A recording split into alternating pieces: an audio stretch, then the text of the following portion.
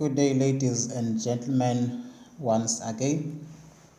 Now I will be doing the MEHLARENG PTY LTD exercise out of 50 marks for MAC3761 and MAC3702. If it's MAC3761 is on the costing side. If it's MAC3701, then it is just MAC3701. Now, just again have an overlook of the question. As usual in my analysis, you can say that there is a 3 plantation division, and after you can say that there is also another division that we have, which is Woodworks division. Now, the minute there are 2 divisions, then you know that there is a possibility of a transfer price. One division selling to another or transferring to another division, either at incremental cost or at incremental cost plus the opportunity cost. We have the requirements. I'm not going to be looking at the requirements, but I will analyze the information, then after we respond on the requirements that are provided to us. I will analyze as usual and write my notes of my analysis, which will help me in response to many of the questions. MEHLARENG PTY LTD, aka MEHLARENG Group, is a family-owned company that operates from the Tanzania area of the Limpopo province. It's a family-owned business. The group operates 2 divisions, the 3 Plantation division and the Woodworks division. These divisions, and take note of the fact that this is MEHLARENG PTY LTD. Now it says these divisions are managed by autonomous management team. This terminology, autonomous, does appear under your performance management or performance measure chapter on performance measures, where we measure the performance of the divisional manager. The divisional manager must be evaluated of his or her performance based on the autonomy that he has in terms of the income, expenses, and the controllable assets or controllable investment. The group uses a direct costing method. They make it very clear in this question that the company is using direct costing method. That means they are not using absorption costing. And the reason why they will be using direct costing, it is very likely that they are not subject to the International Financial Reporting Standard, which is IFRS, because IFRS states that the inventory section of IFRS states that for a company to abide to IFRS, it must report externally using the absorption method, which include the fixed manufacturing cost in the calculation of the cost of a product. MG's financial year end is 30 April. Inventory is valued using first in, first out method, and the cost of capital is 12.5% per annum for the TD department, which is 3 Plantation department or division, and 13% per annum for the Woodworks division. And the target return on investment for each division is the respective cost of capital percentage above plus 1.5%. So we take the respective cost of capital, we add 1.5%, and that will give us our target return on investment, which will be used to evaluate the performance of the manager against the actual return on the investment. Then further say that all depreciable assets are depreciated at 20% per annum on a straight line basis. So we do have depreciable assets. Then we need to deduct the 20% depreciation from those assets in order for us to get to the controllable investment. The minute we have depreciation 20%, it is very likely that they will give us depreciable assets before the depreciation for the current year was taken into account, so that we calculate the carrying value of those assets, and the carrying value of the assets you have in such a case then becomes the controllable investment. The 3 Plantation division owns a 5-hectare factory farm, which is subdivided into 5 plantation sites of 1 hectare each. They have a 5-hectare farm And this division's total plantation capacity for the 5 hectares is 2,500 trees. They have 5 sites, but the total of the trees in these 5 sites is 2,500. Now, at any given point in time, all the trees within one site are of the same age. However, the aging is different from one site to the next. The aging is different from one site to the next.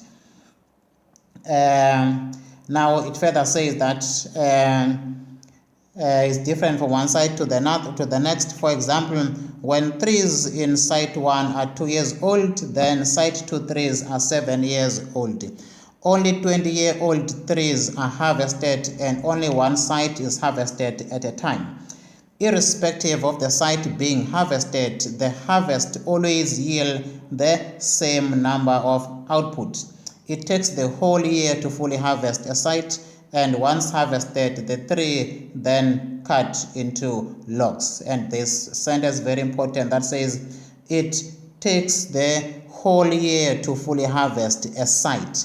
Remember, they have how many sites? They have 5 sites. So obviously, they only harvest one site at a time because it takes the whole year to harvest one site. They can't harvest 3 sites in 1 year because it takes the whole year to harvest one site. And once harvested, the 3 are then cut into logs. Very important also to note that it said irrespective of the site being harvested, the harvest always yield the same number of 3, meaning site 1, site 2, site 3, site 4, site 5, they yield the same number of trees every time that site is being harvested. So now what does that mean? It means with the total number of trees for all the sites, if we divide this by 5, it will give us the production for each site or the harvesting for each site. 12,500 divided by 5, meaning in each site we harvest or produce 2,500 trees per year. That is our annual maximum capacity for harvesting or production. Then after it further say that each harvested tree produces 2 logs of approximately the same size, length and width and weight. That means now remember we harvest the trees, and these trees they are cut into 2. Then each tree produces 2 logs in terms of the size, the weight, the length and the width. So now in other words, if now we are looking for the number of logs.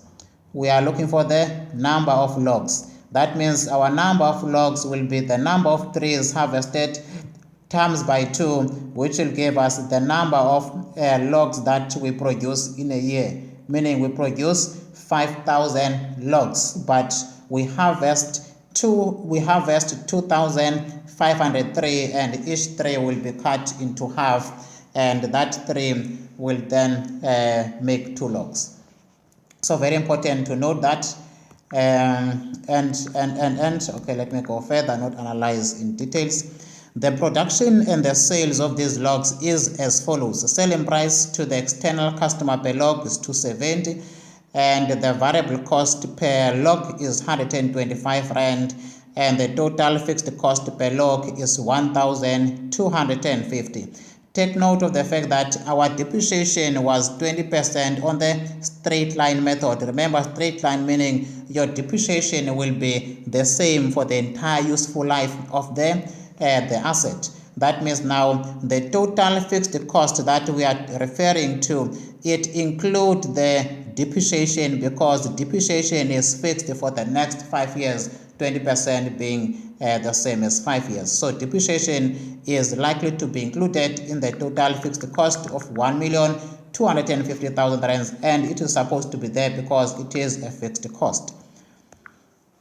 Currently, the tree plantation division sells 85% of its annual log production to the external customer. Now, take note of that once again. Currently, the tree plantation division sells 85% of its annual log production, not its annual trees. Take note of that. and we know that they produce 5,000 logs and they sell 85% of that to the external market. So now we can say times this by 5,000 logs, then this will give us 4,250 logs that are the external sales. These are the external sales. So now that means if we deduct 5,000 from here, then we have 750. 750 is the number of logs that are idling. 750 is the logs that are idle or available. The 750 is what is available, but we don't know if they don't need to transfer that to the Woodworks division, because the Woodworks division works with the wood, so they are likely to request the wood from the tree plantation division. Now it further says, however, if it were to sell the logs to the Woodworks division, exactly, it will save R2.50 per log on the variable selling cost. So now the R2.50 is likely what they will save, but if they sell external, they will not be saving, but they will incur the R2.50 per log on the variable selling cost. Woodworks requires 4,000 logs per annum, for which MJ is faced with the following two procurement options for its operation. So Woodworks require 4,000, but how much is available from the tree plantation division? They only have 750. Now if they can only buy from the tree plantation division, that will mean 4,000 minus 750. That means now they need to buy 3,250 from the tree plantation division. But the tree plantation division will have to sacrifice these sales. They have to sacrifice the whole of 3,250 from being sold external, and they transfer that to the internal division. If that happens to be the case, therefore now it will be incremental cost, which are the variable production cost, plus opportunity cost. We will deal with that as we continue. How to calculate the transfer price when there is some capacity. Now let us continue on that same note. There are two procurement options that are available here. One says Woodwork can buy the logs exclusively from an outside supplier at a purchase price of R275 per log. So Woodworks division does have an opportunity to buy from an external market at R275 per log. Then that supplier is promising that is willing to offer them 8% discount on the purchase price if more than 3,500 logs are bought per annum from them. Now, how many units does Woodworks division wants? Woodworks wants 4,000 logs, and 4,000 is greater than 3,500. That is the minimum amount to get a discount. That means, therefore, Woodworks division will qualify for 8% discount. Therefore, if they qualify for 8% discount, therefore now the price in simple terms will be 275 times by 92%, because 8% is the discount. Now that means we then go to the calculations. We say 275 times 275 times by 0.92. This gives us 253 rand. So that means the Woodworks division can buy each log from an external supplier at 253 rand if they buy, or since they will buy more than 3,500 units. Why? Because there is they require 4,000. So 4,000 is above what is the minimum requirement to get a discount. Therefore, they will qualify to get a discount of 8%. But please do explain and show that what Woodworks division requires is more than the discount units that are needed to be purchased in order to get a discount. So that we have highlighted it. Then now there is option number 2. Option number 2 states that Woodworks require logs or required logs are internal transferred from the TD department, which in turn will need to sacrifice the existing annual sales to external customer accordingly. And now we can see that we are dealing with the next division. Now let us sort all this procurement option that we have available in our disposal in terms of how much will be the price if we buy from the 3 plantation division. We already know that we'll buy at 257 if we buy from an external supplier at a discount of 8% with the original price of 275, but 98% of that will be what we buy for. Now just doing the analysis of the units, let us first now calculate the total units that will be available. Then after, how many units will be idling and how many units will this division need. Then after, we answer the full question. I've done the workings already. Now we know that we have our 3 plantation annual, we have our 3 plantation division annual annual plantation capacity, because they plant per annum annual plantation is 12,500 trees. They have 12,500 trees. So this is how much they have, or how much they produce, or they harvest. And remember, this is in 5 sites. These are the 5 sites. Now we need annual total capacity in trees. How many trees are they producing per annum? We need annual total capacity in trees. In logs. Annual total capacity in trees. Annual total capacity in trees. This is total annual plantation for the whole 5 sites. But annual total capacity in trees, remember, they only harvest 1 site within the whole period of a year. So now 2.5 divided by 5 will give us 2,500 trees. So this is their annual capacity for only a year. The first one was the annual capacity for all the sites, but they only harvest 1 site at a time. Now we need the annual total capacity in logs. Now, how much is their annual capacity in logs? Because they don't sell trees, but they sell logs, where a tree gets to be cut into 2. Annual total capacity, or total annual capacity. Now, how many logs can they sell in a period of a year? Remember, 1 tree, which is 2,400 trees, get to be cut into 2, then that means they produce 5,000 logs. They produce 5,000 logs. Now, out of this 5,000 logs, we have our external sales. We have 3 plantation division external sales. What percent are they selling external? They are selling 85%. Out of the 5,000, 85% goes to the external market, and that was 4,250 if my memory still serves me. Therefore, now we had idle capacity, or spare capacity if you call it so. It's called spare capacity. The spare capacity is available to be transferred to the internal division. Now this spare capacity is 5,000 minus 4,250. That becomes our spare capacity. Now with this spare capacity, we need to ask ourselves how many units are required by division Woodworks, or Woodworks division. Now Woodworks division require Woodworks requirements, Woodworks division requirements. Woodworks division requirements is 4,000 logs.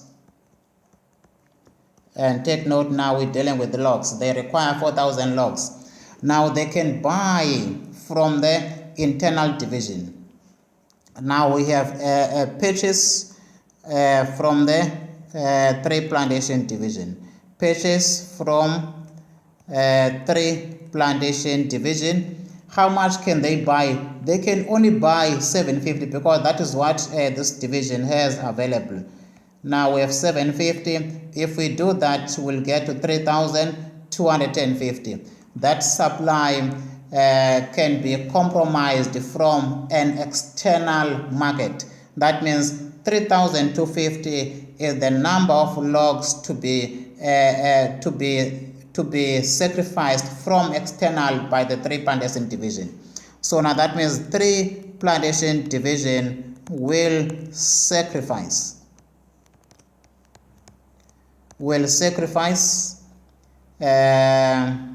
external sales.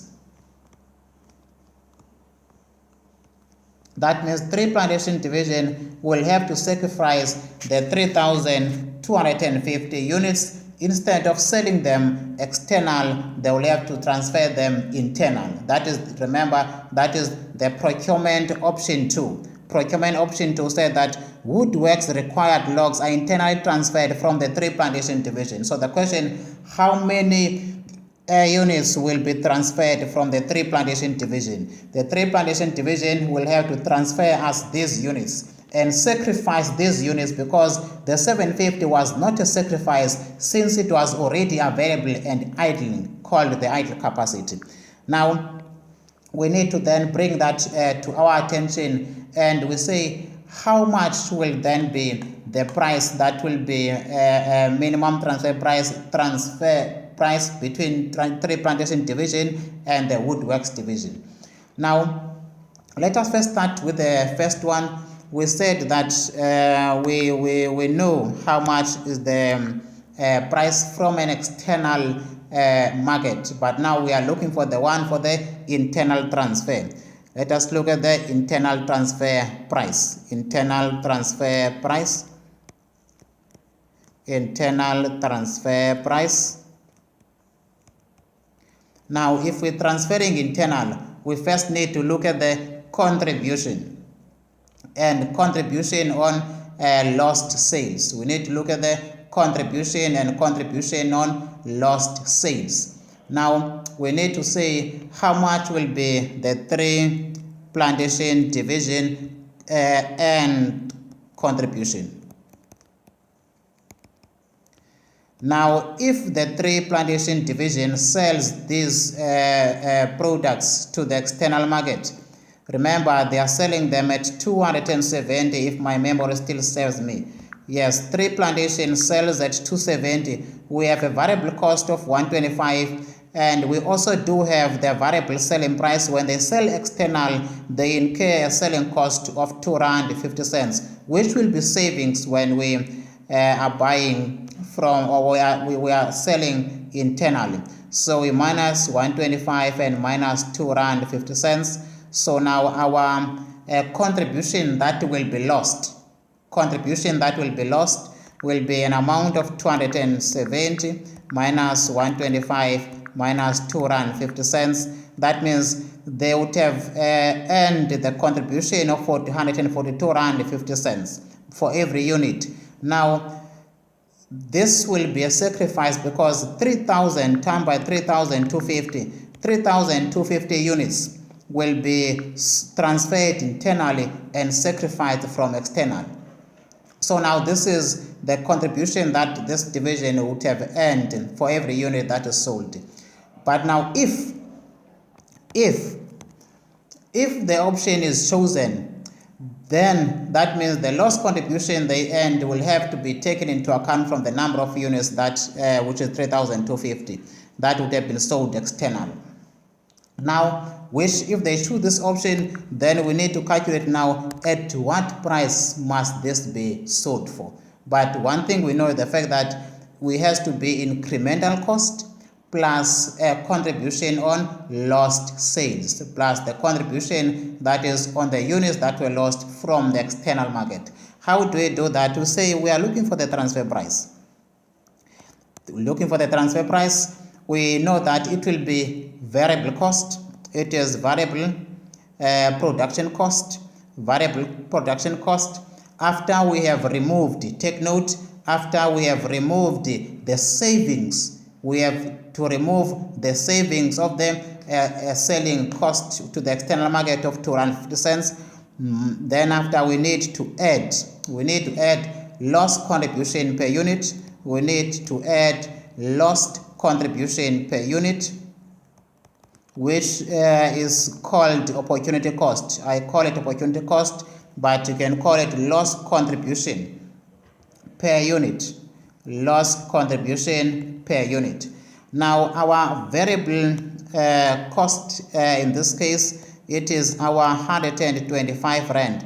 But remember, we are saving 2 rand 50 cents when there is a transfer to the internal division. The 2 rand 50 cents is only incurred to the external market. Now, how do we do the calculation? We need to say our contribution, which is 270 being the selling price, minus our variable cost of 125 rand. Then we multiply this by the number of units that are lost, which is 3,250. Then all of that gets to be divided by the number of units that are transferred. That is how we calculate the minimum transfer price or the opportunity cost. So now we have to say contribution on lost sales. Let us say 270 first minus 125. 270. Oh, sorry, not 270, 125. 125, which is our variable cost, minus the 250 cents, which will be savings. Now, since we are no longer selling external, but we are transferring internal, the selling cost is saved of 250 cents, which is savings on our variable cost, plus the lost contribution per unit, compensation for the lost contribution on sales, on external sales. So we are compensating the organization for the units of 3,250 that could have been sold external. So this is the compensation for contribution lost on external sales, which is called opportunity cost.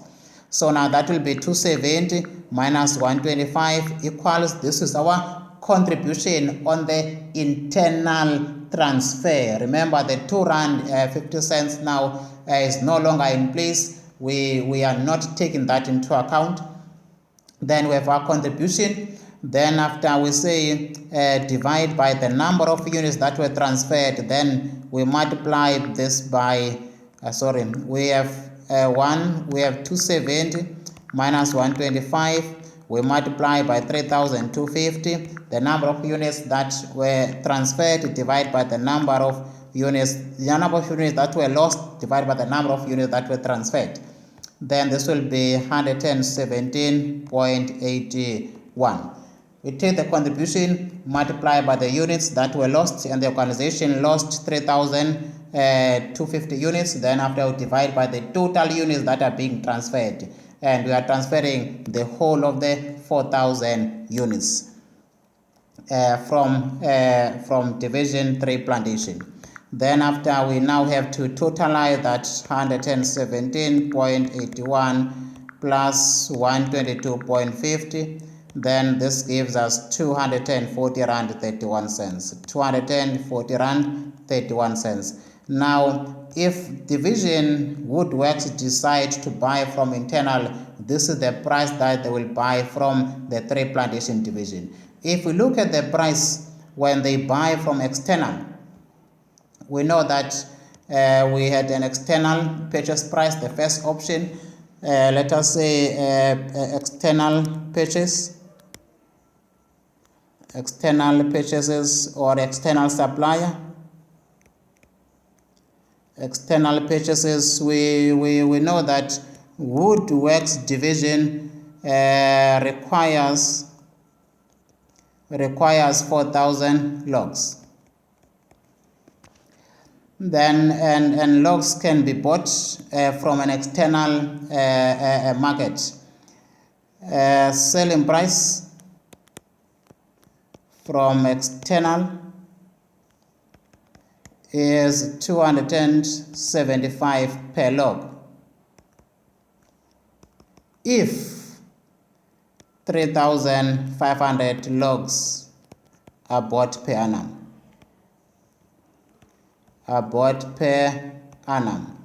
And we can say that the 4,000 logs is greater than the 3,500 logs that are required for a discount. which therefore means the Woodworks division will get or will qualify for the 8% discount, will get 8% discount from the selling price.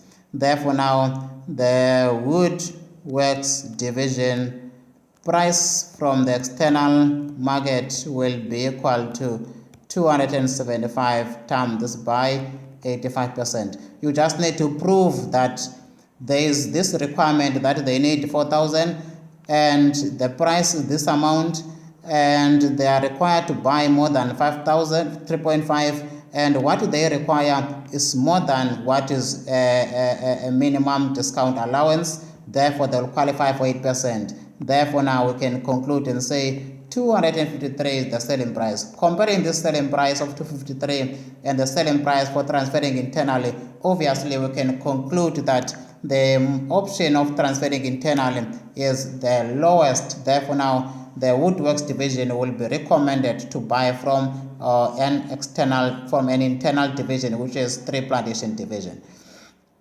So now, however, as the time goes by, we need to do a review. Is this still true? Is it still cheap to buy internal, or is it cheap to buy external? Because some of the input used in the calculation of some of the components can change in the future. So though we conclude that we must buy internally, but a review must be done as time goes by to check if is it still profiting or saving the organization to buy from another division internally.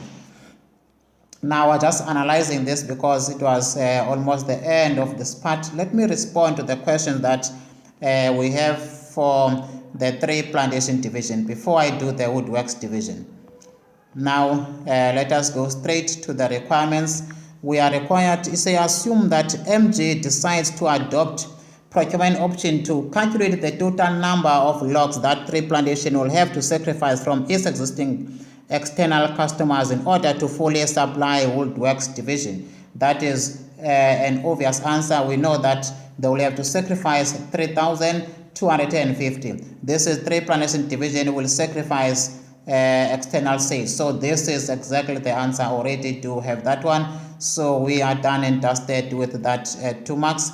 Advise which one of the two alternative options will be the most beneficiary from the group's perspective. Ignore the qualitative factors. Then obviously we need to calculate the price when they are buying from an external market, which is 253. Compare that with the price when they buy internal, which is 240. Therefore, you can conclude that it is recommended or recommend that Woodworks must buy from Plantation division because the internal price is 240.33 in comparison with the 253 when they buy externally despite the discount. However, please do make mention that the review of this decision must be done in the future years to test if the things or the factor that will affect the cost price still the same and we are still saving when we buy internally. Remember, there are other factors that need to be taken into account. The fact that the difference between the two, which is 253, is profiting another division, but is still need lot of analysis, because here we have 12 rand 69 cents. We have 12 rand 69 cents. But let us not go in details, but we can also highlight that the difference is this amount, so there is savings for the entire group. Now let us go on that same note. Then now it is stated in the next requirement that list and briefly explain a transfer pricing method which can be used for intermediate products that have a perfect competitive market. We are to list and explain the transfer pricing method. How shall we do the transfer pricing method in the case where the organization or where the industry is or the product exists in a perfect competitive market? Remember, guys, in a perfect competitive market, it means there is no individual organization that can be in charge of the price, or that can be in charge of the price. So now in such a case, where no one can influence the price, meaning there's no monopoly, then the transfer price must be at a market competitive price, meaning we must be transferring at a market competitive price where there is no individual that can influence the price of that particular product. So that is my simple explanation. In most circumstances where perfect competitive market for intermediate product exists, it is optimal for both decision making and performance evaluation purposes to set transfer at perfect competitive market. I'm just reading the answer that they provided. But in simple terms, when there is a perfect competitive market, then transfer price must be at a competitive market price. Why? Because there is no individual that can control the price of that product. So now we will not be using incremental cost plus the contribution per unit, loss contribution or loss contribution per unit. Then now let us continue on that same note. We are now in respect of the Woodworks division.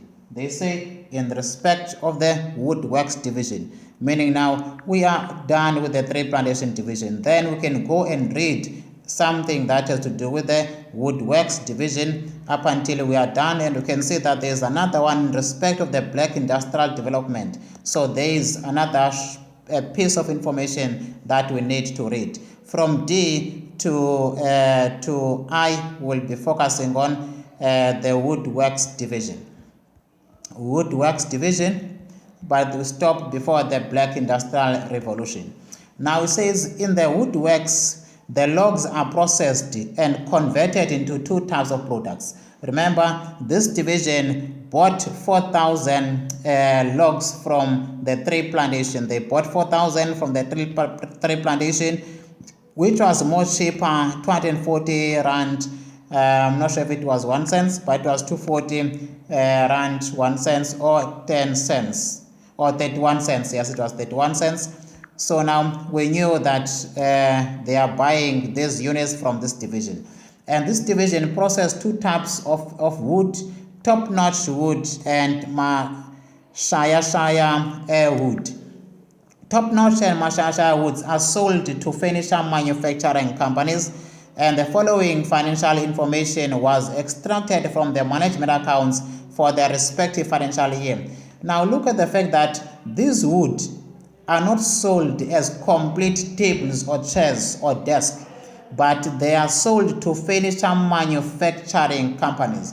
Meaning, if we want as the Woodworks division, we also do have an opportunity to process some of this wood into becoming tables or chairs or desks. So you might have an opportunity where they say you must take a decision either to process this further or not to process this further, but sell it at split off. That will speak of joint and buy product chapter.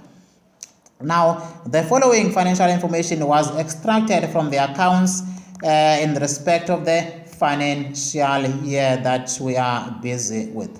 Therefore, now let us look at the extract of the information that was or that is provided to us. We see that financial year end is 30 April 2016, year 30 April 2017. Given two comparative years, we have our sales question mark, but we do have the total. And under 2017, remember once again, 2016 is actual, 2017 is budgeted. Very important to know that 2016 is per unit, 2017 is in totals. And here we only have we have two products, but our information is provided per unit. Sale cost, variable cost per unit, everything it is per unit. When it comes to 2016, 2017, we can say that everything is in total. Our figures are in total figures. And now we have our direct material, direct labor, variable manufacturing overheads, and we have our variable selling cost. Remember, the company is using direct method. Now, since they are using direct method, they have to say less variable cost of sales. Variable cost of sales. Therefore, now in those cost of sales, we know that they are variable. Materials, a variable cost. Labor, variable cost. Variable manufacturing overheads, they are variable cost. And variable selling cost, they are variable cost. but now we are provided with a budget of the total figures in 2017. We get to the term contribution. Why? Because obviously this is direct method. We still don't know the contribution, and let's fix the cost. Our fixed costs are divided into manufacturing overheads, which we know that depreciation is part and parcel of this. Then after allocated head office, and the minute they are allocated head office, it is very likely that will be required to calculate controllable profit or residual income. Then after the actual return on investment, which will be compared with the target return on investment. Selling costs. So all these are our fixed costs. Take note, if we are required to calculate contribution, these are the figure that we need to look at in terms of saying budgeted fixed cost divided by contribution, weighted average contribution per unit. So now we need to have a lookup on these fixed costs that are recorded separately. Then after net profit before tax is a question mark.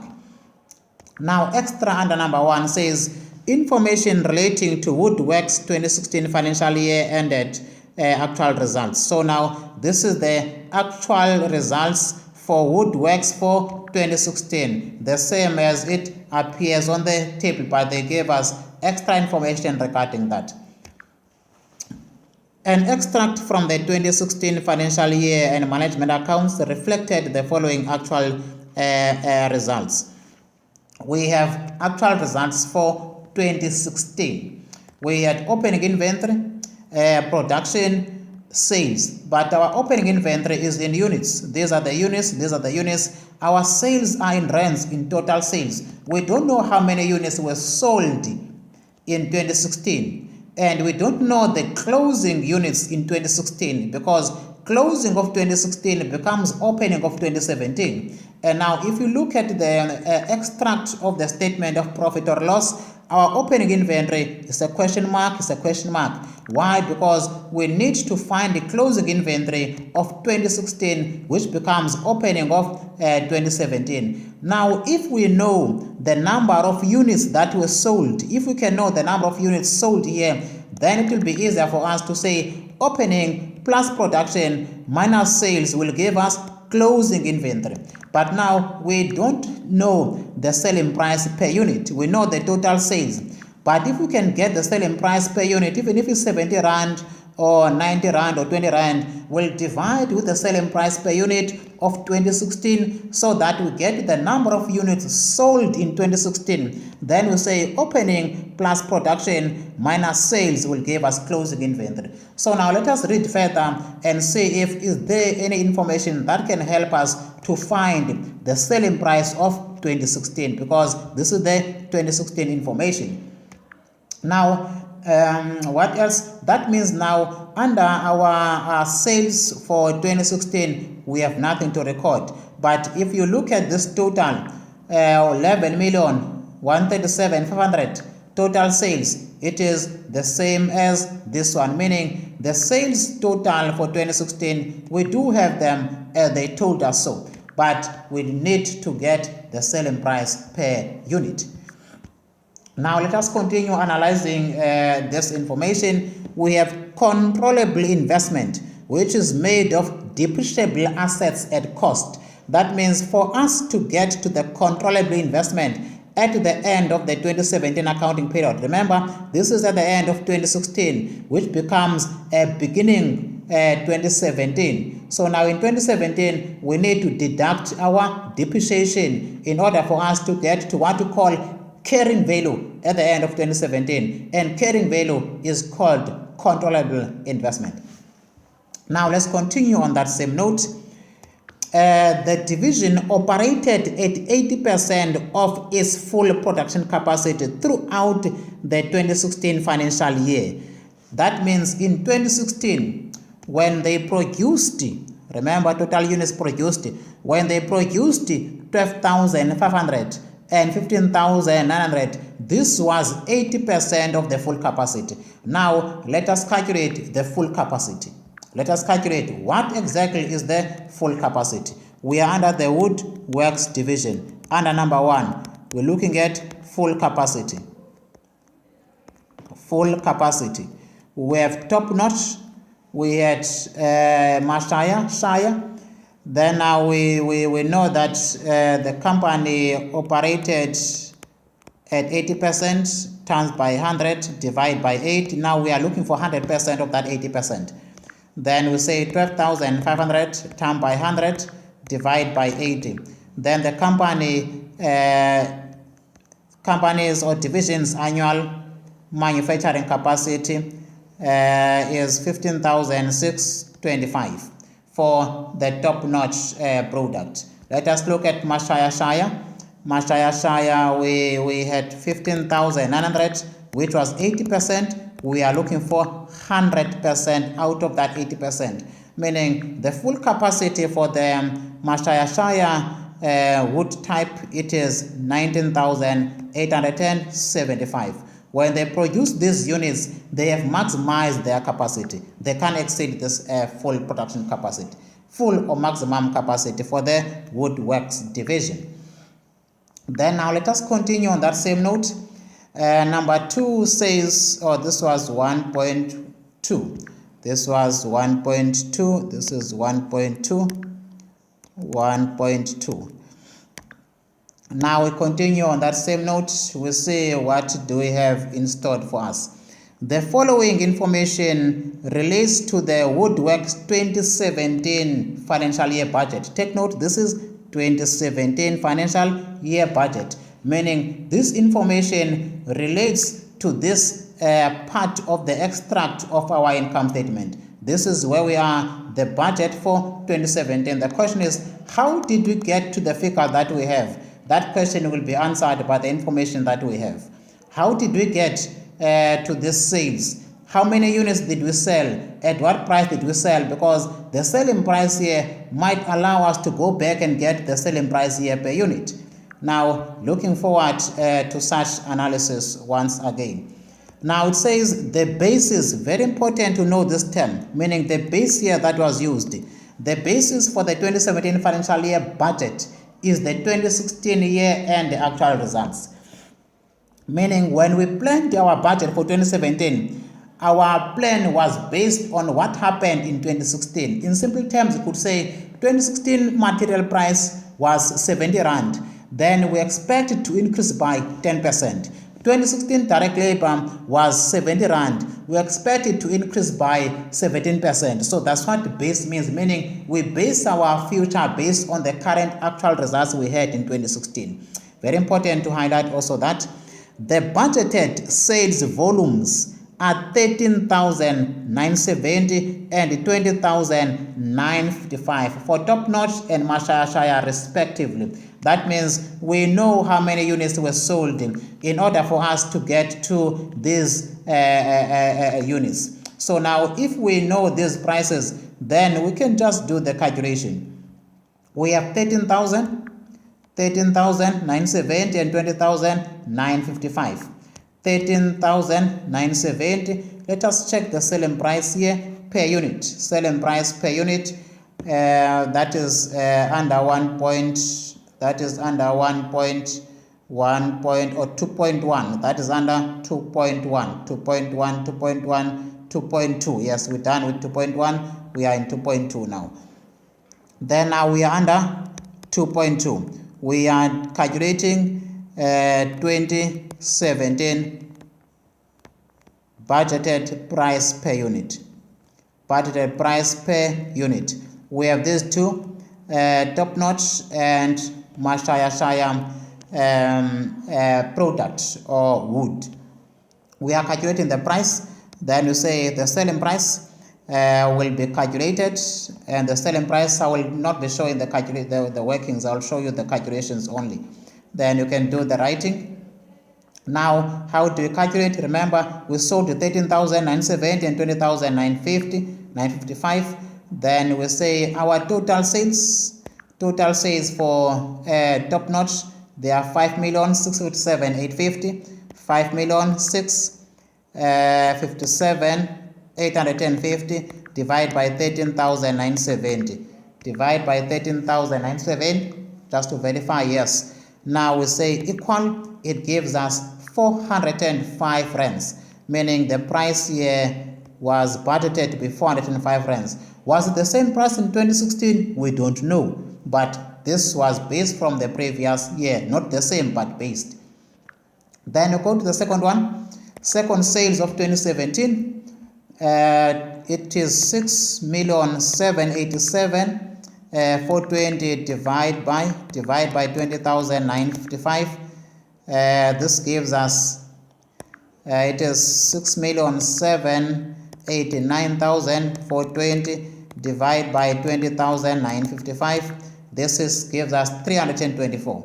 That means our price for 2017 per unit was 324. Now let us read further and see if are this price of 2017 the same as 2016? Because if that is the case, then we'll be able to divide our sales units of 2016 by these prices in order for us to get to the number of units sold in 2016, which will help us calculate opening number of units for 2017 where we do have a question mark.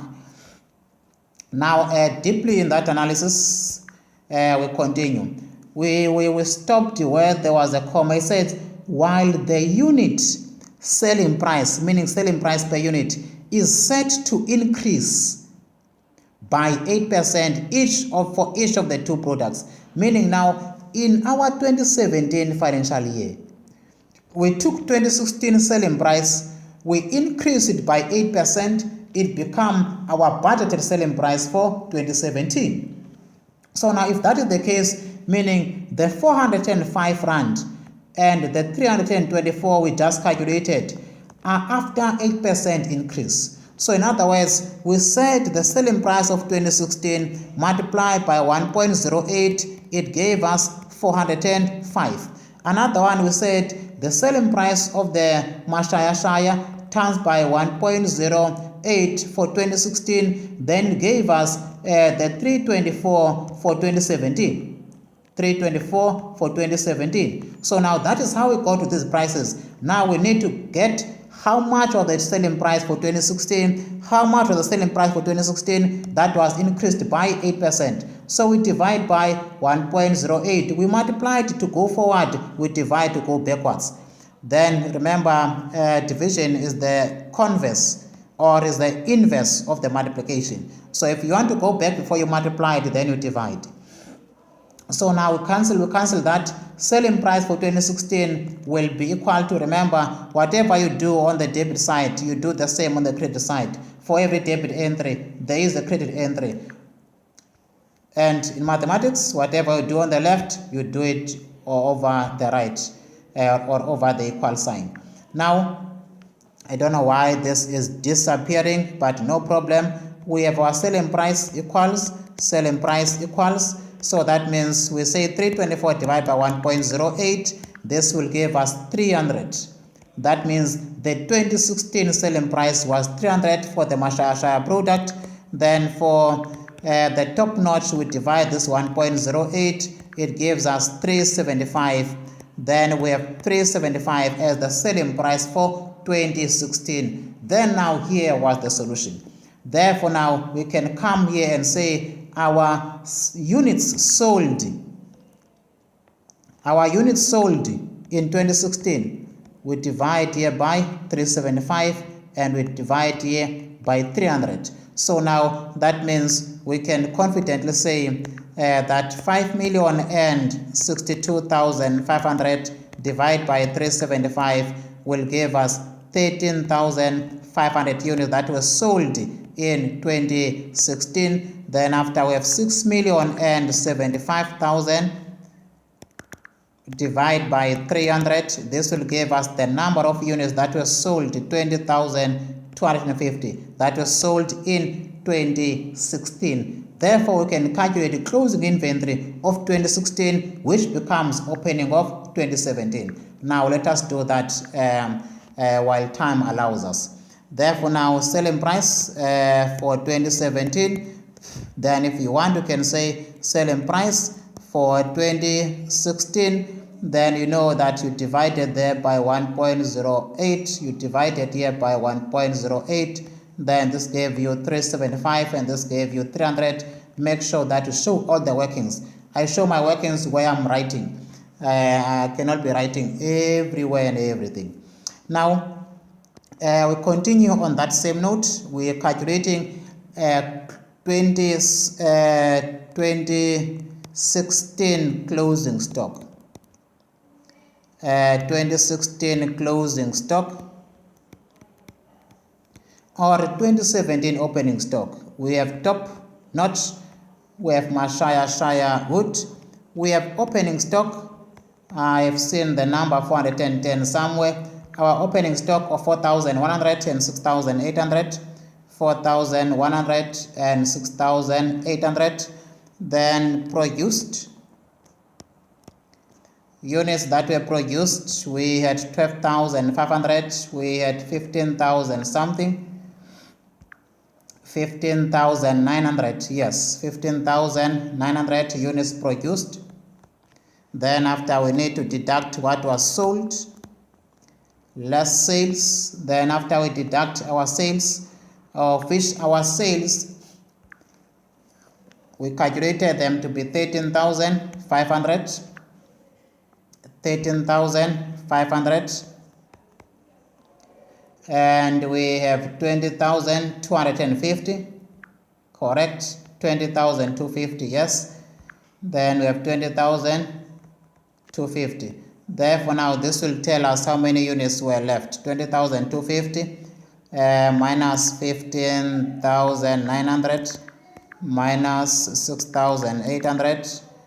This gives us, I don't know, 20,250 minus 15,900 minus 6,800. Then this gives us 6,050. May just be 6,800 plus 15,900, 15,900 minus 20,250. This gives us 2,450. I think this must have been correct. We're just verifying.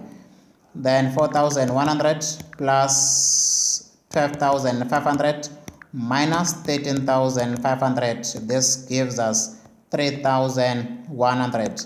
This is the closing stock of 2016, opening stock of 2017. If we can be required to do a production budget for 2017, this will be our opening stock. And now under our income statement, we'll be taking this number of units, we multiply them by the cost price of 2016 to get to the opening value of our stock here. Opening value of our stock, that is what we'll be multiplying with cost price. Now we have unpacked the secret information that was secret, now no longer a secret. The sales mix is expected to remain unchanged as 2:3 for top notch and Shire respectively.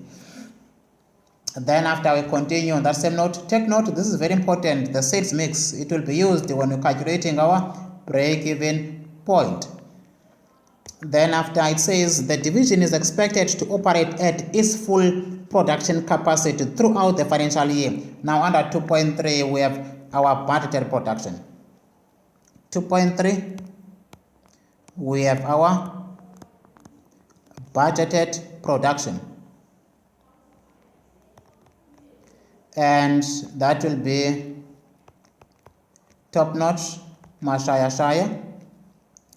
In terms of units of our budgeted production, it should be very clear in terms of the number of units. We calculated this somewhere, full capacity, because the organization is planning to operate at full capacity, or the division is expected to operate at its full capacity, and that full capacity is the full capacity 15,625, 19,875.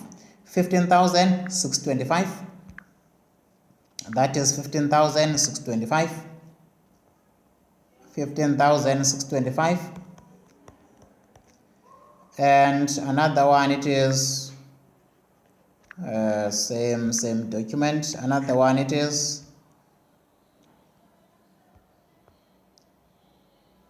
looking at this document. Another one is 19,875. Or it's the same page, 19,875. 19,875. Remember where we got that? Do you remember where we got that?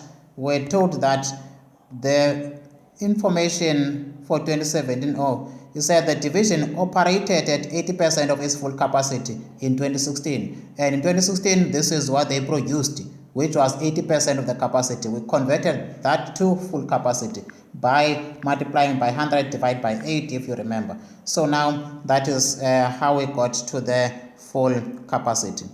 That is budgeted production. Budgeted production. Please do show your workings. Please do show your workings. 12,500 times by 100 divided by 8. Another one, it was 19,000 or 15,900. 15,900 times by 100 divided by 8. So please make sure that you show the workings so that you get all the marks that you deserve to get. So we have touched that. Direct raw materials, direct labor, and variable manufacturing overheads will each increase by 15 Rand per unit for each type of wood. So now we can calculate our cost per unit. Let us calculate our cost per unit. Calculating our cost per unit for 2017. We have our top notch, we have our shire, we have direct material, direct labor, variable manufacturing overheads. Then we don't know about the fixed cost if the company is moving to absorption costing or not, but there's a possibility of moving to absorption costing. We most of the time don't leave direct into direct. Then now we know that each of these prices increased by 15 Rand. Let us increase all of them by 15 Rand. We already do have all of them. All these three. Here we do have them.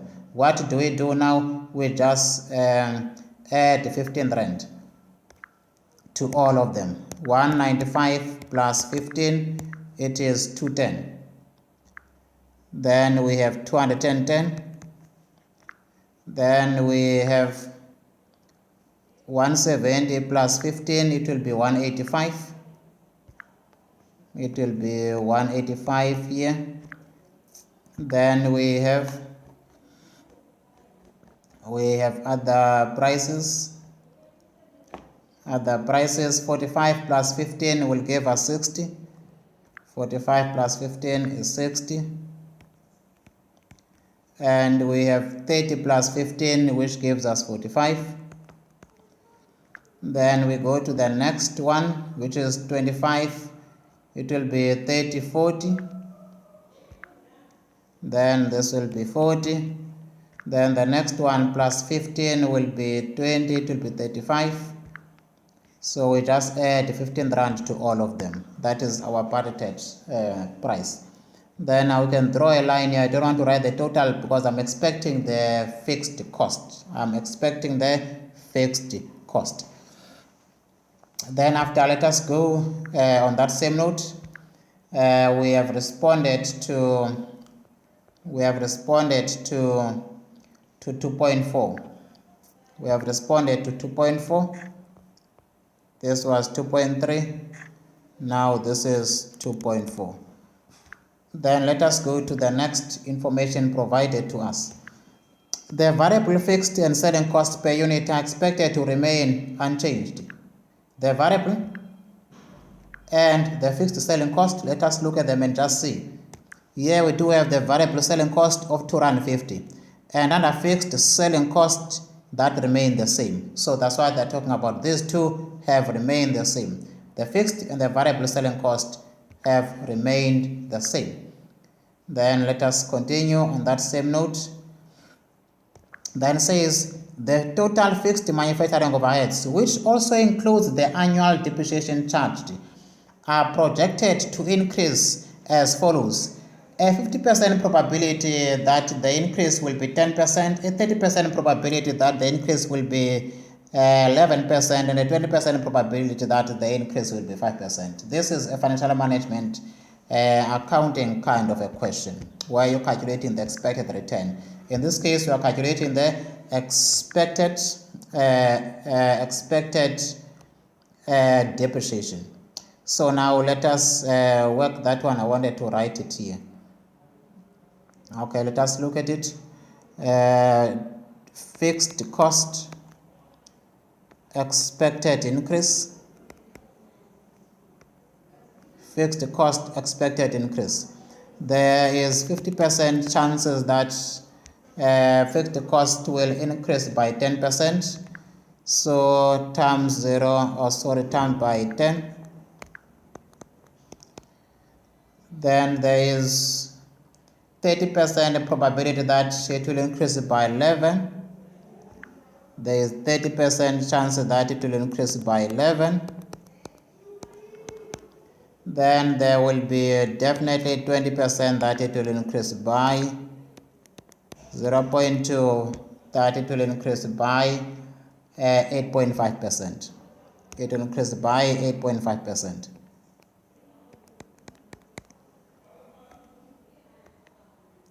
Then after we have to say 0.5 times by 10, that gives us 5.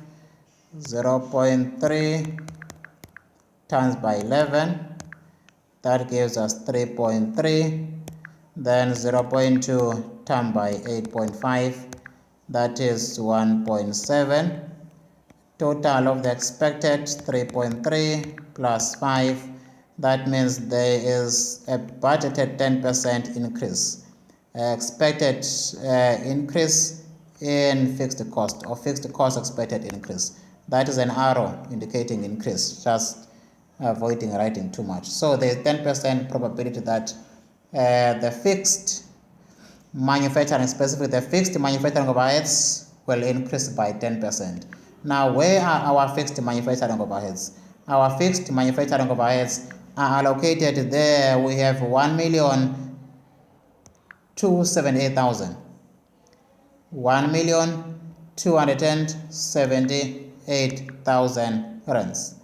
So now we say 1,278,000 rands times by 1.1. That becomes our budgeted fixed cost of fixed manufacturing overheads for 2017, which is 405,800. That is our budgeted fixed cost manufacturing for 2017.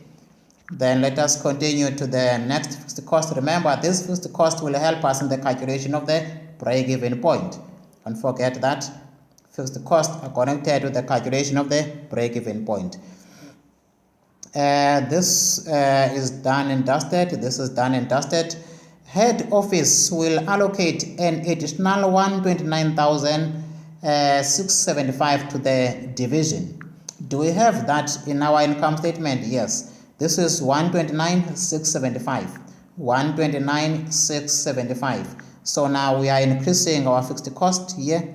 129,675. So now our budgeted fixed allocated head office are going to change.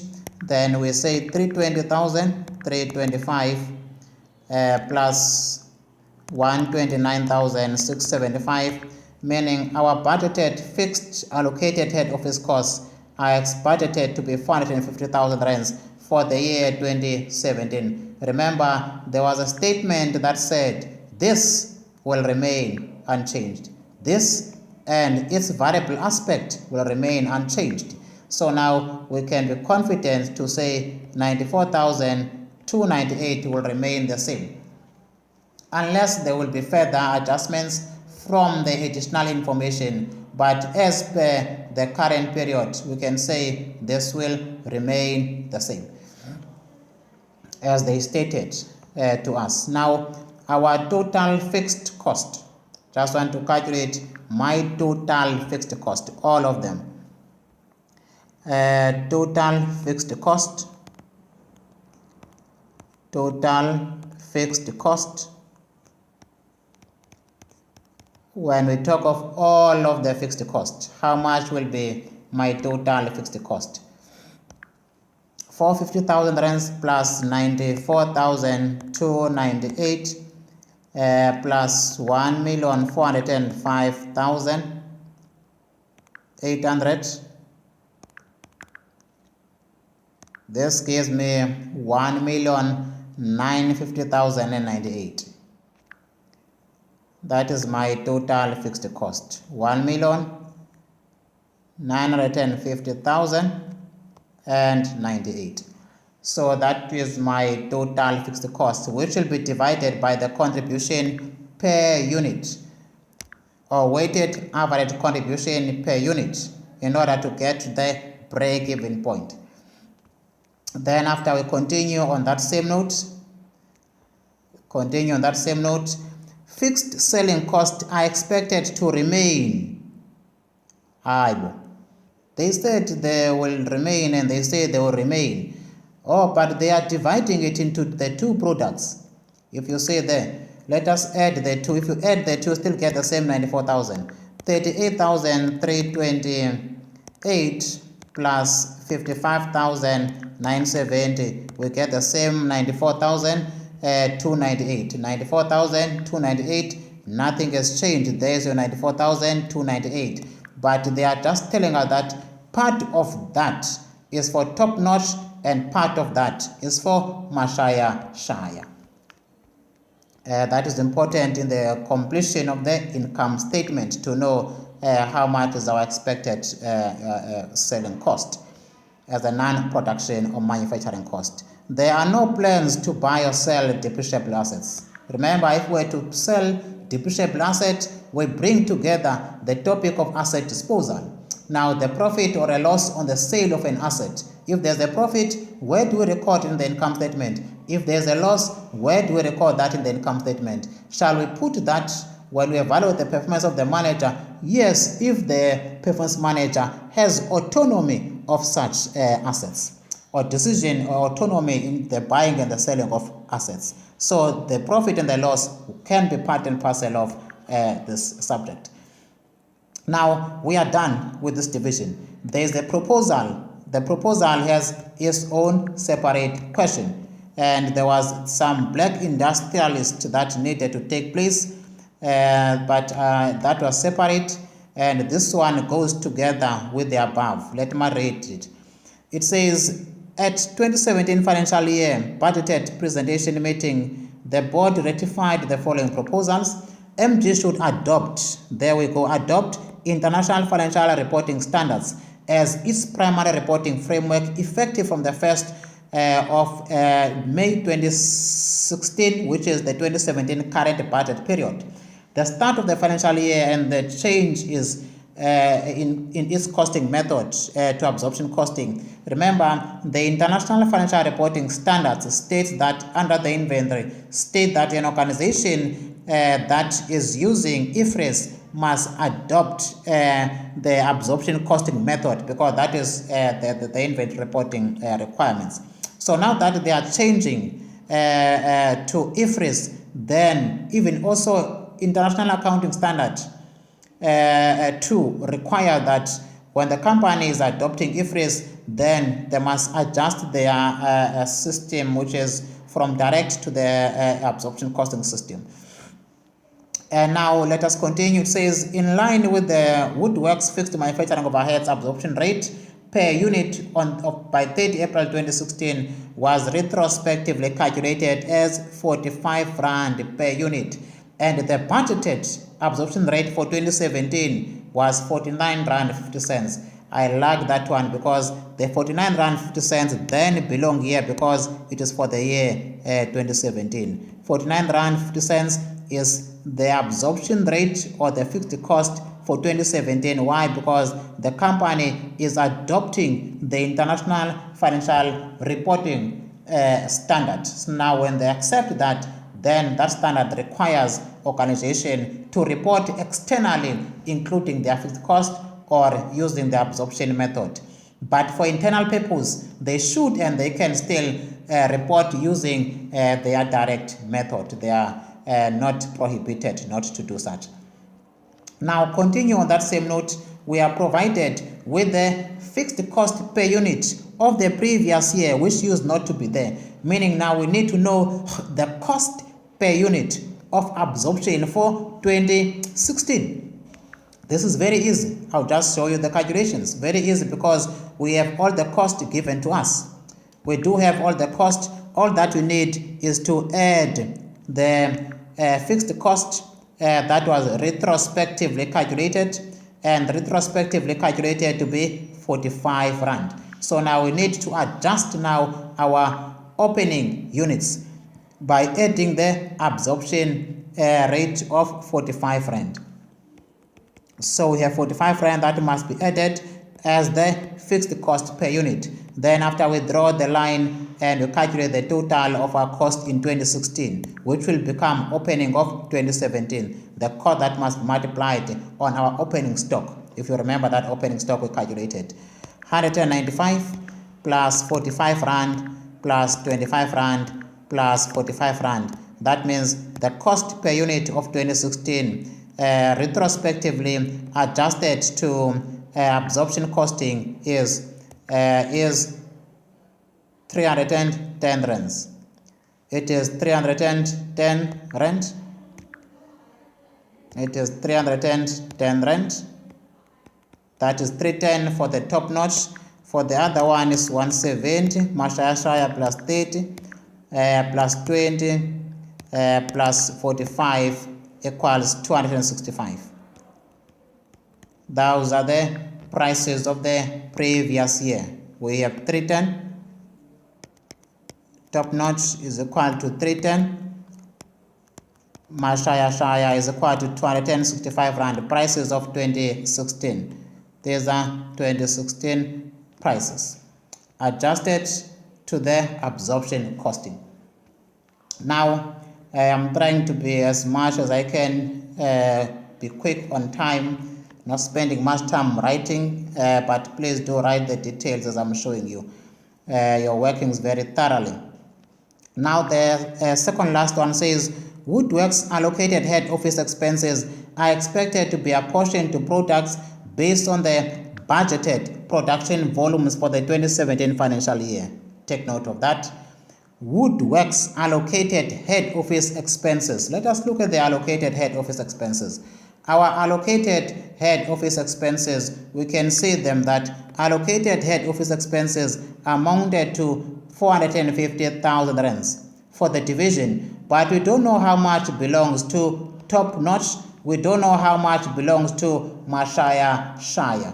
Now they are telling us that this, the apportionment or the allocation of such cost is according to the budgeted production capacity. Is according to the budgeted production capacity. Now is according, I don't want to go there.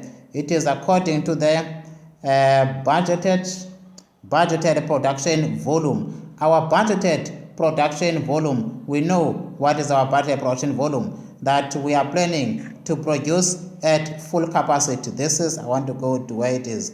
Budgeted production volume 15,965 and 19,875. So now when we divide that according to our product, we need to multiply it and divide it according to these units. Now let me just write the total of both of them as they are the base of allocation. 15,625 plus 19,875. This gives us 35,500 times by, okay, then we have to say 450,000 rands divide by 35,500. Then we multiply that by 15,625. 15,625. Then that will be allocation to top notch. Then minus 450,000 minus 450,000, that will give us allocation to the other product, which is Shire. I'll do that when we do the calculation relevant to such, but also important to know that before time. Then they say all other information applicable to the budget will remain the same as in the direct income statement approach. Now let us go on that same note, then we go straight to the questions, because the black industrialist information has its own questions, as you can see that in respect to black. So now everything that is not in respect to black under this division is what we'll be responding to, which is in respect to the Woodworks division. Prepare the production budget in units for 2017 financial year. That is 5 marks. We are under number D. Remember, this is our opening for 2017. This is our opening for 2017. Then what are we doing? We are doing a production budget. We are doing a production budget. This is number D.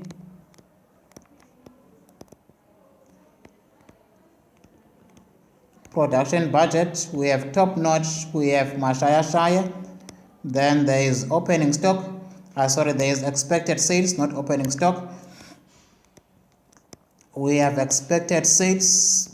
The formula says expected sales, and we expect to sell 13,970, and we expect 20,955 here, if my memory still serves me.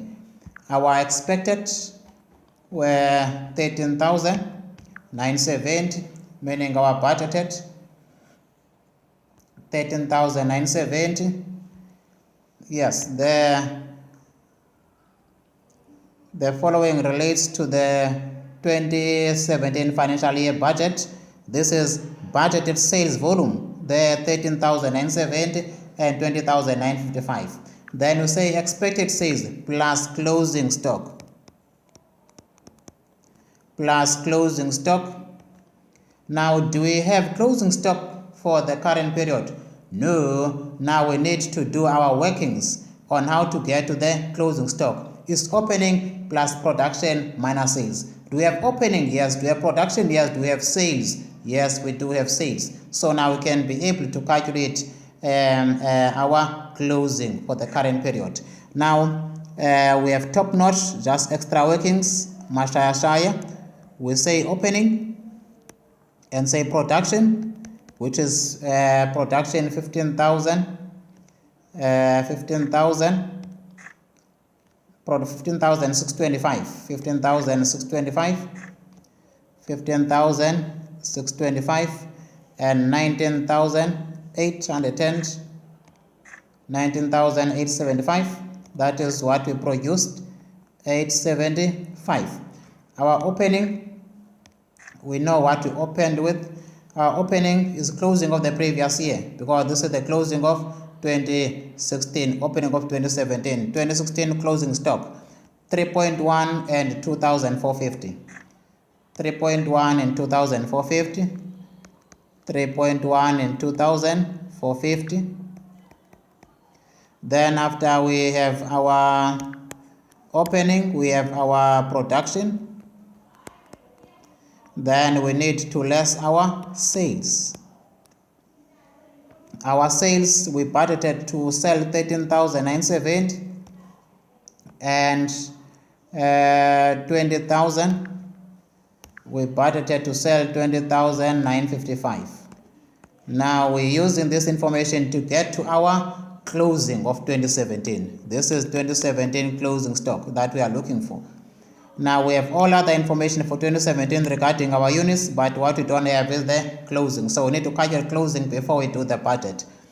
I love this question. It was a little bit tricky. 3,100, but they still ask the basics. Plus 15,625 minus 13,970. This gives us 4,755. Then after we say 2,450 plus 19,875 minus 20,955.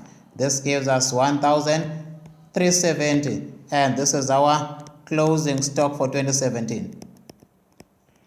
Now with the closing stock of 2017, we come to our budget and we say closing stock, we have 4,000 plus closing stock, this is production budget, plus 4,755 and 1,000 370. Then after we say less opening. Less opening stock, which is 3,100. We know where that opening is coming from, 3,100 and 2,450. And 2,450. Then this will give us our production or units to be produced. This will give us units to be produced. This aspect is more financial accounting aspect, where we need to know the opening of the current period to the closing of the previous period, closing of the now period to the opening of the next period. So now let me just finalize all those workings.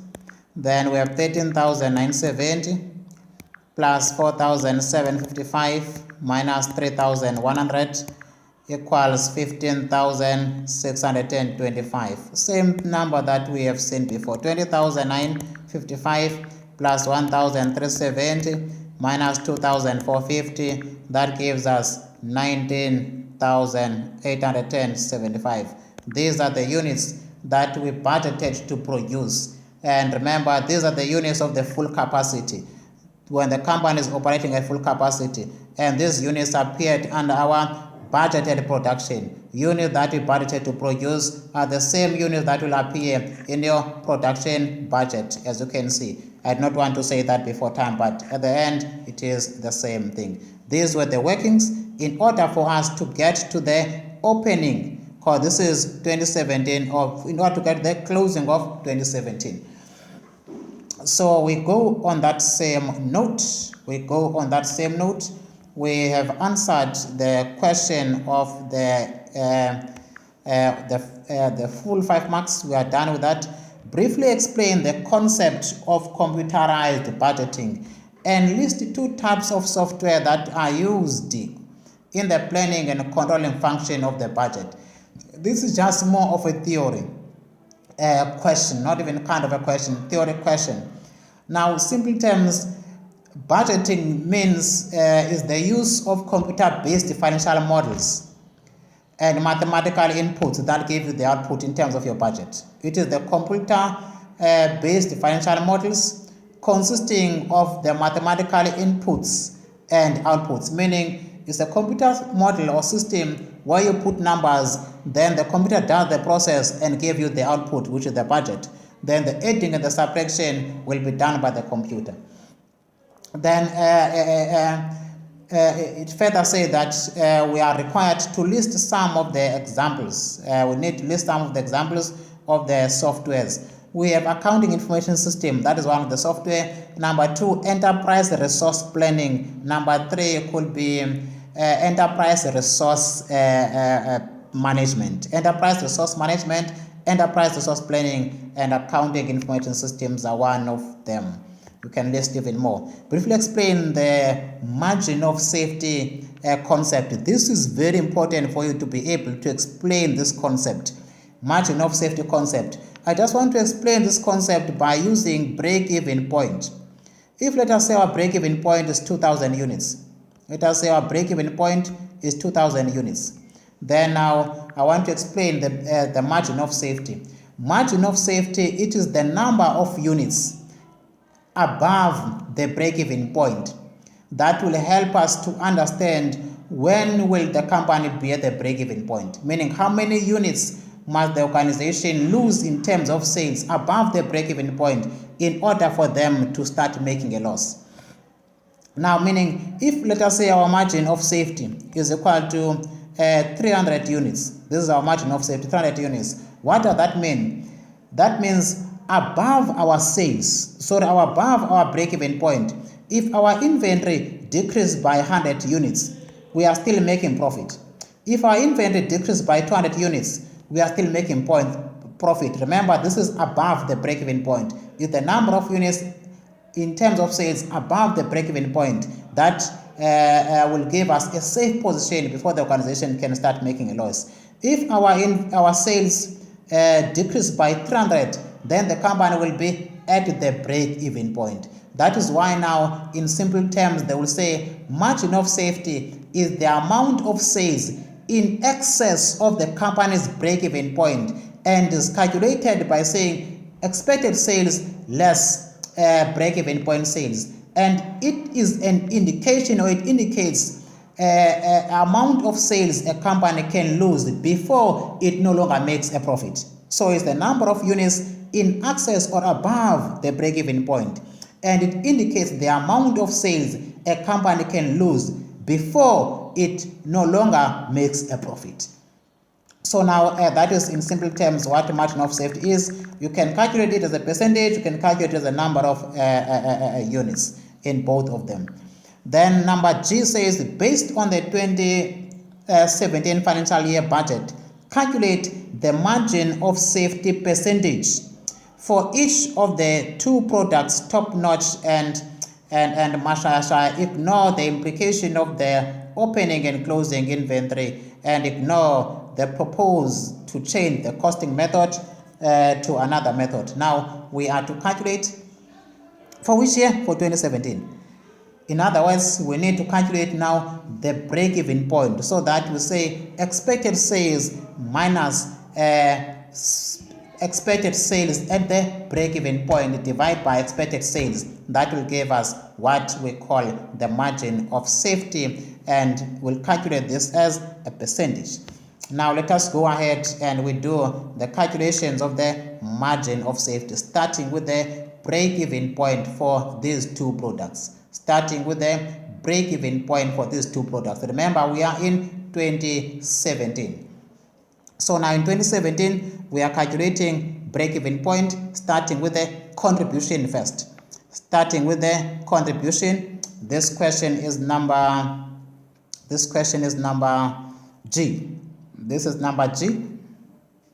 Then under number G, we start with the contribution per unit.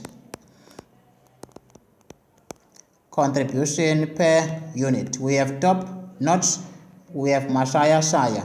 We know that our selling price for 2007, it was 405 Rand and 324. Then after we have our variable cost. I will just add all my variable cost, then after the rest will be taken into account. After you can show the workings, please make sure that you show the workings properly. Show the workings very, very properly. Now in this case, I have to go to my 2017 and look at my cost per unit for 2017 after there was increased by a total of 15 Rand for each of these units. Now the one cost that is not here and the one that's supposed to be here, it is the variable selling cost. This must not be here. I'm looking at the variable cost now only. My variable selling cost, it remained the same as 2 Rand 50 cents. It remained the same as 2 Rand 50 cents. If you remember, we're told that the variable selling cost remained unchanged, and it was 2 Rand 50 cents, if I'm not mistaken. Yes, it was 2 Rand 50 cents. Remember, we take all the variable costs 1, 2, 3, 4, but after they increase for 2017 by 15 Rand. So now it's 2 Rand 50 cents that belongs in here. Then I can calculate all my variable cost. My calculator there, my variable cost for Top Notch 210 plus 60 plus 40 plus 2 Rand 50. It gives me a total of 510.60. Let me just verify all of that. Budgeted variable cost per unit. We have 210 plus 60 Rand plus 40 Rand plus 2 Rand 50. Yes, so wondering why this is so big. 312.50. Then we have 185 plus 45 plus 35 plus 2 Rand 50. Then we get to 267.50. So now this is our contribution. So now let us begin with our contribution. Let us begin with our contribution. Then our variable cost, we have 312.50. Here we have 267.50.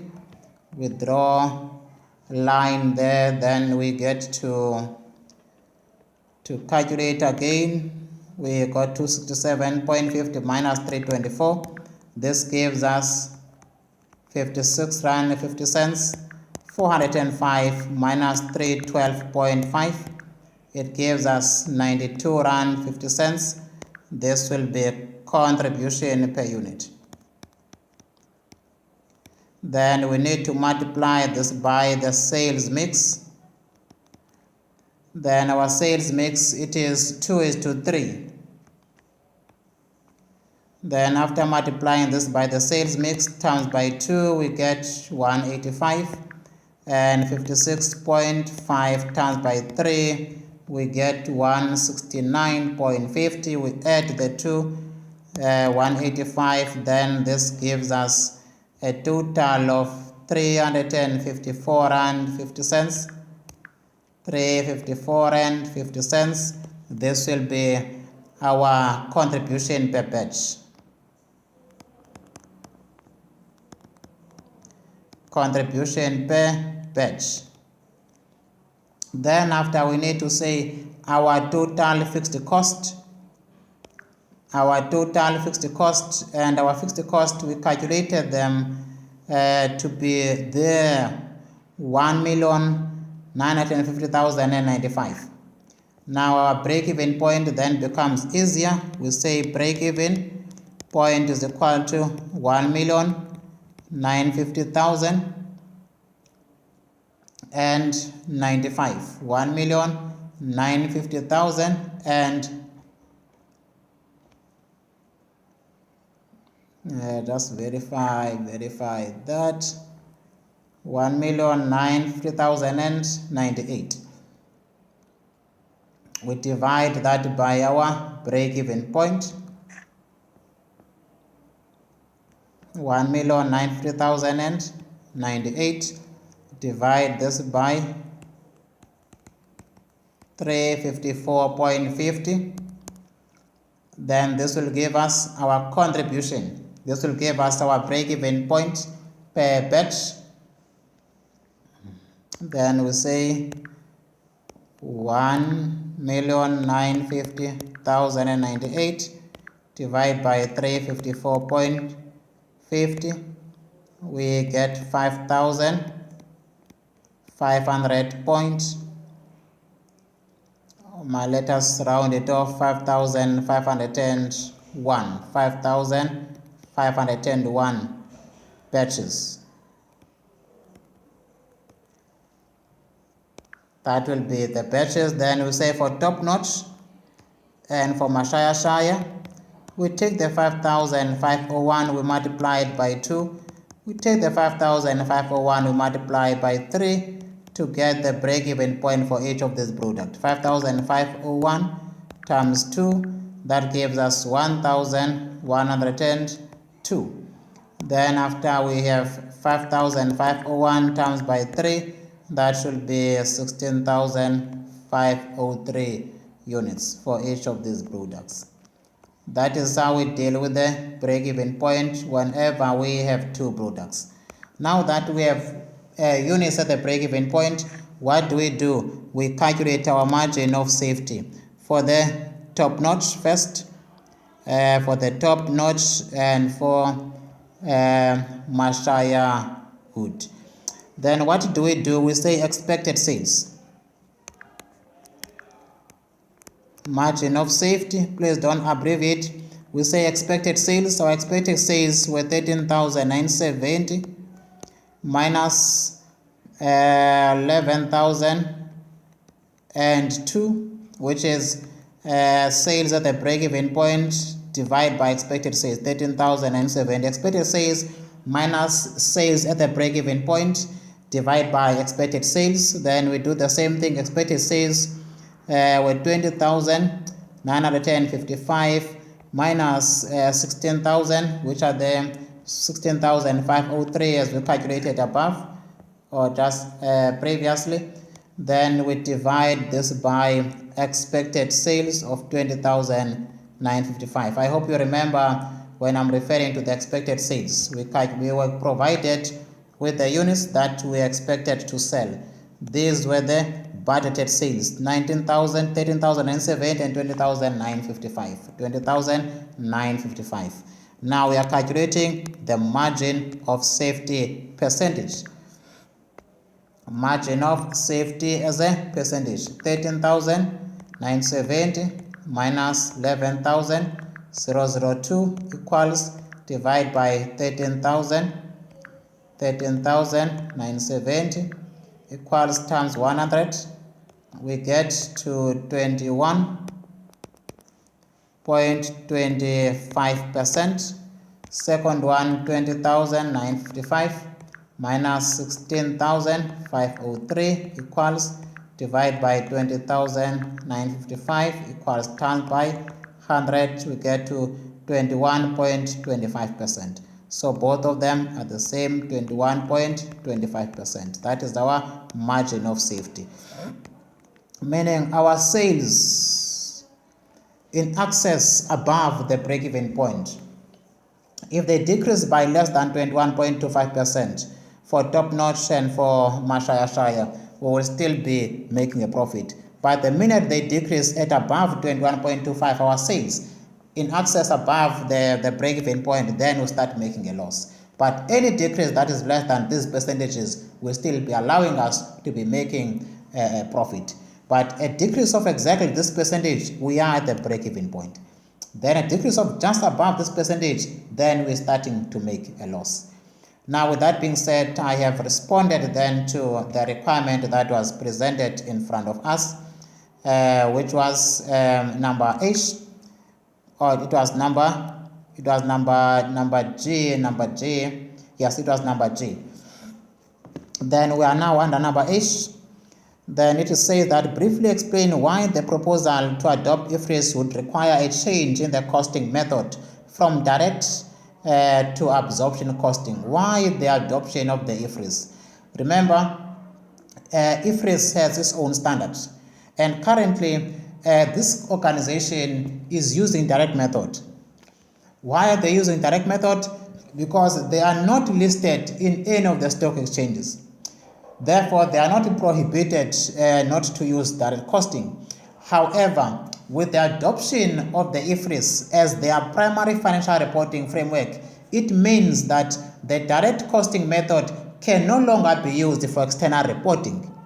Now that they are adopting IFRS, then they are no longer allowed to report externally using the direct method.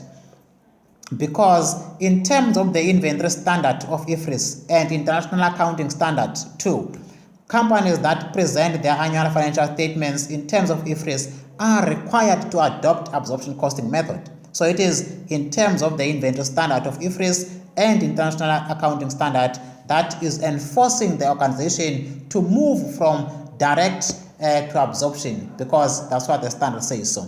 Therefore, after adopting IFRS, a company that was previously using the direct method is expected to change its method to the absorption costing. However, they are not prohibited for internal reporting not to use a direct method. They can use it and they should use it. But for external reporting, it is within the standard of IFRS that the organization must move from direct into the absorption costing system whenever they adopt IFRS. Now, we just explained that theory of 3 marks. Hope you heard it. Just conceptualize it in your own language and your own terminology. But that's what in simple terms says. Assume the production budget for 2017 financial year is as follows. We assume the following. This is our information provided. Now we are to draft the budgeted income statement for 2017 financial year based on the absorption costing method. Present each of these two separately, and the total column is not a requirement. Thank you that they have not required us to write the total column. Income statement in this subject is normally there. So make sure that you master the income statement. We have two products. We are under number H. We have Top Notch and we have Shire. we have our sales. We know that, there are changes. I was about to use my own numbers now. We have our sales. Where is my calculator? We have our sales, which we are given as 12,600. 12,600, multiply this by 405. Remember, we are doing 2017. Our price was 405. So now we will have 5,103,000. We have 5,103,000. Then after, we have 324 times by the sales that are provided to us, which is 18,400. Then we have 5,961,600. 5,961,600. We say less cost of sales.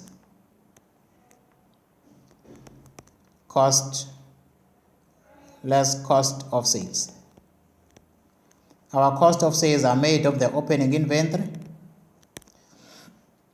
Then our opening inventory, we are provided with the opening inventory. Fortunately, our opening inventory is 2,200.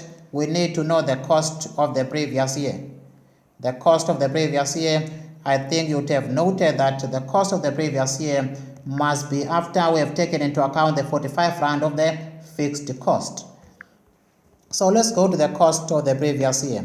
The cost of the previous year was very, very easy. Everything was provided.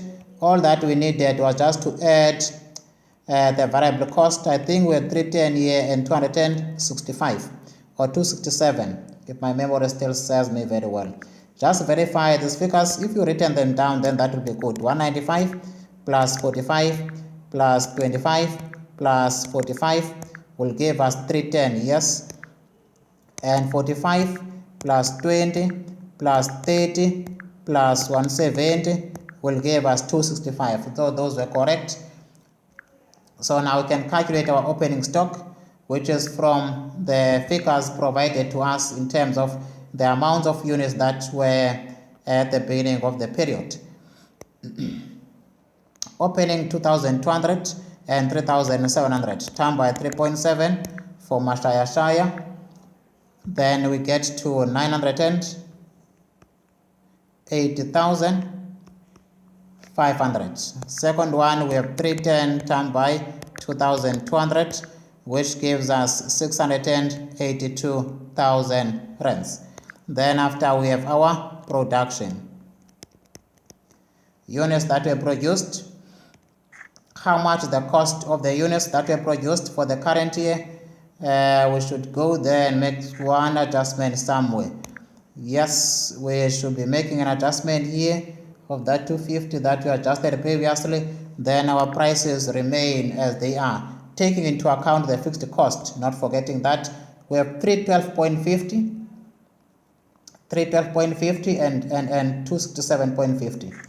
312.50 and 267.50. So our production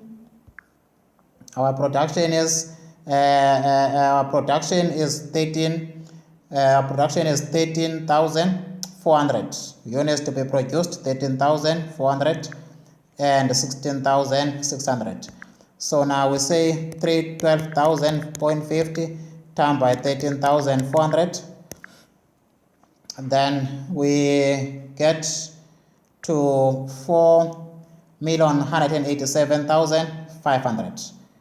4,187,500. Then we are 265.70 or 267.70. Just verify that. Yes, 267.50. 267.50 is there correct? Yes, 267.50. 267.50. 267.5 times by the number of units that were said to be produced in the scenario, which is 16,100. 16,100. We get to 4,306,750. 50. Then after we have our closing. Our closing is provided to us as 3000. Then what do? We say 312.50 times by 3000. That gives us just verify that closing. We have 312.5 times by 3000 units. That is giving us 910. Just verify that our closing 359. Let me verify this 359.50. Just verify our calculations. The 312,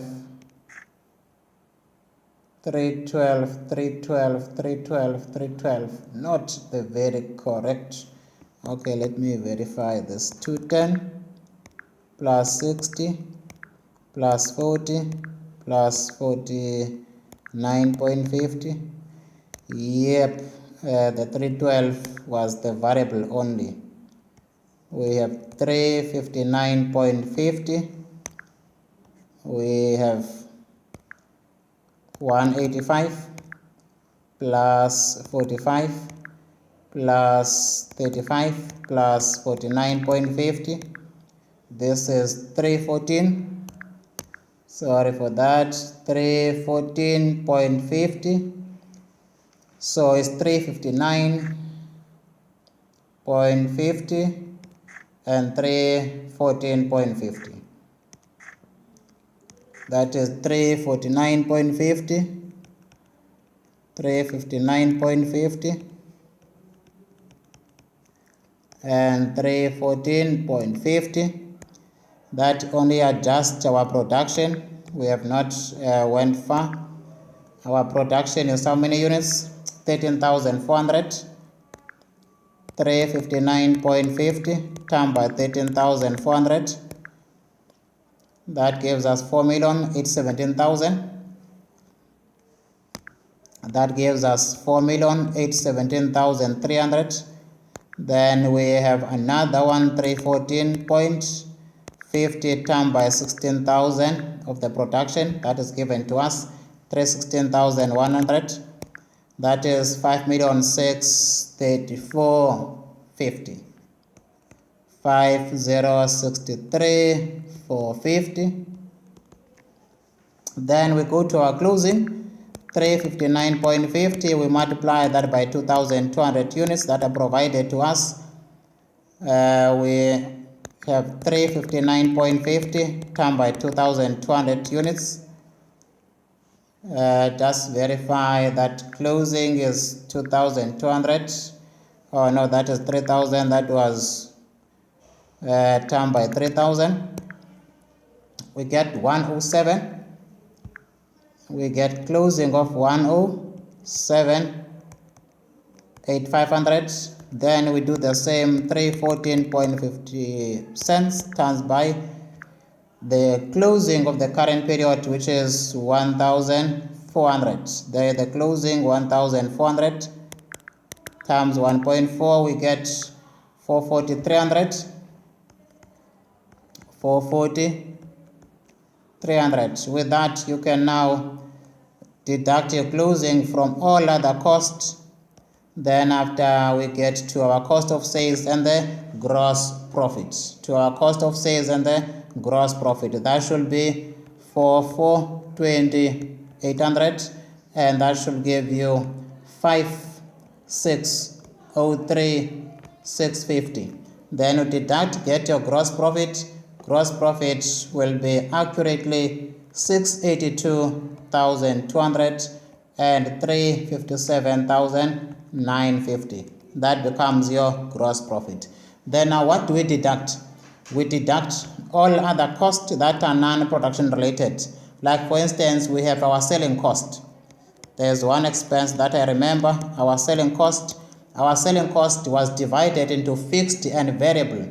And now the variable part of our selling cost was 250 times by the units that were sold, which is 13,400. That was 13,400 if I still remember. Let us look at the units that were sold. Our selling cost being 2 rand.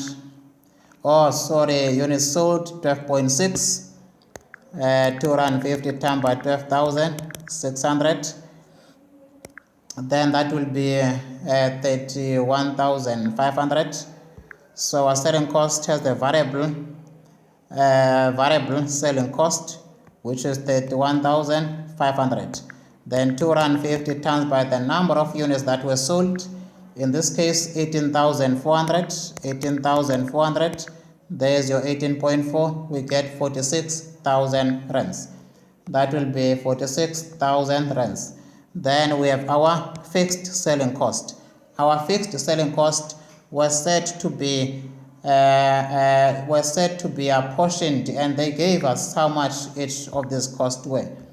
Our fixed selling cost, they told us that they said they will remain at, there's a figure that they've given us, and they separated them for us. Yes, the fixed selling cost expected to be 38,328.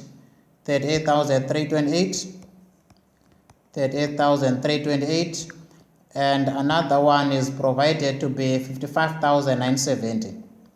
55,970. 55,970. That is just copy and pasting your cost as they are. Then that will give you 69,827 and continuously 101,970.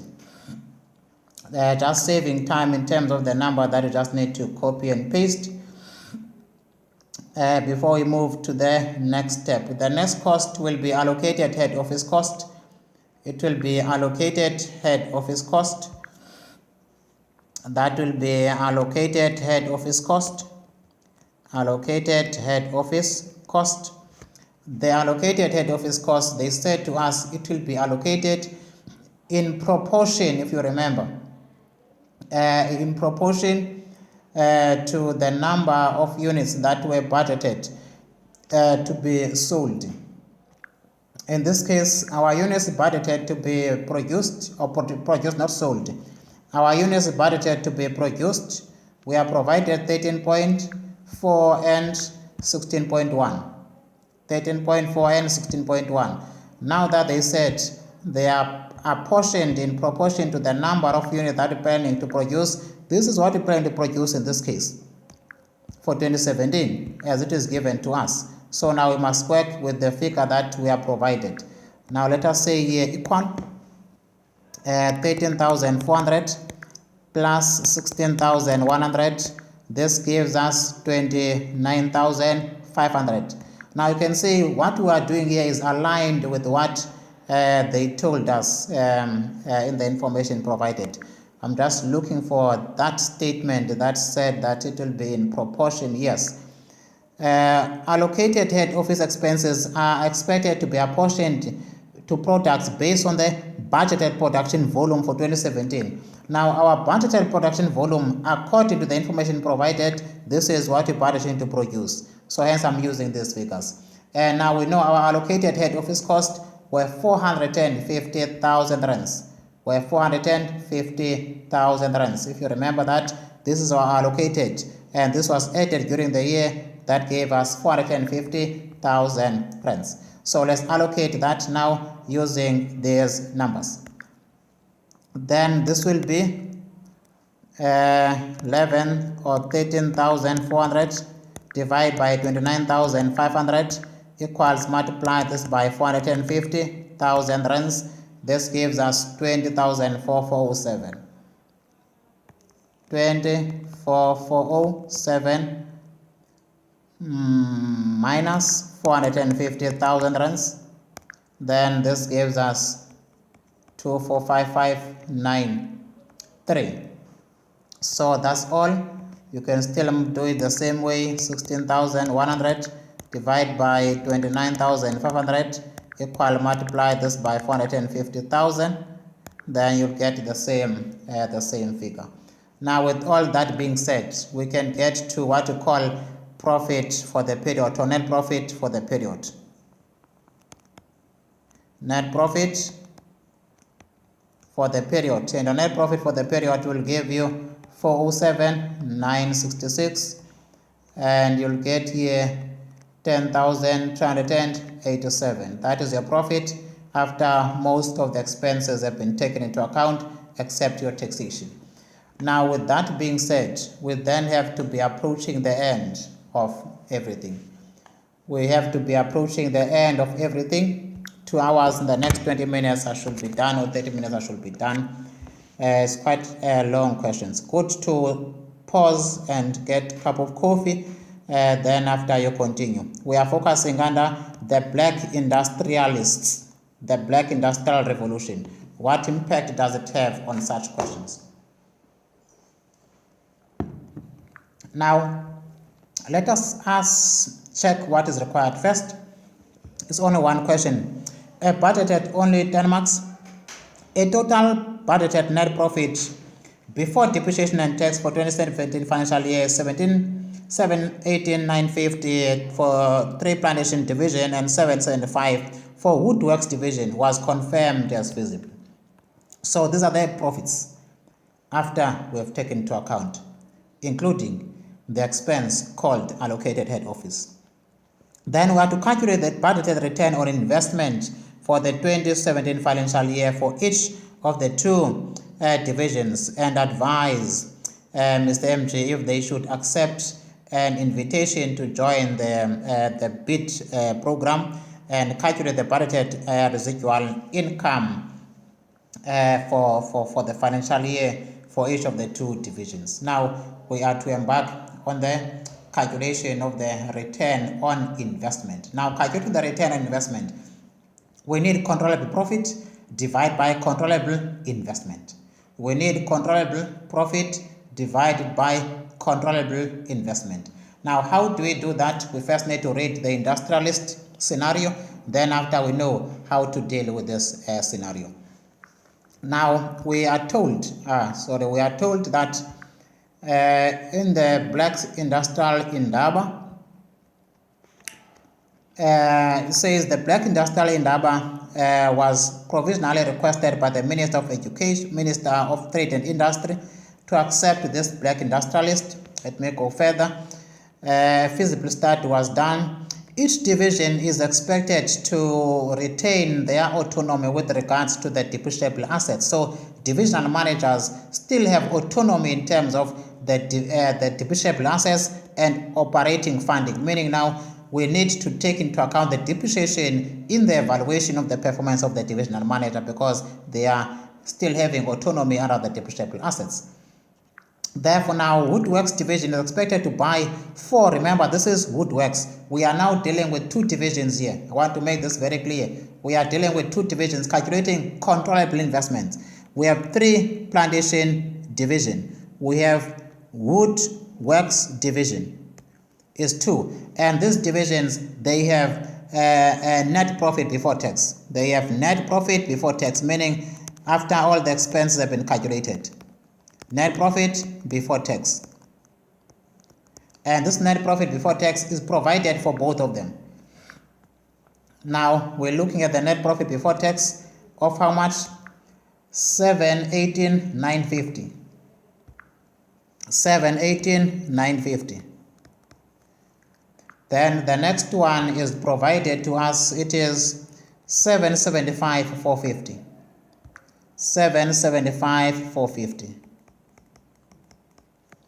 Then after, we need to deduct the depreciation, because depreciation is a non-cash item, but it's an expense that the divisional managers must be evaluated, taking them into account. Depreciation for each of the assets that will be provided to us. Another one will be allocated head office cost, because the reason why we have this profit, allocated head office cost was taken into account, which was not supposed to be, because, or deducted, which was not supposed to be. Why? Because the divisional managers don't have autonomy over the head office allocated costs.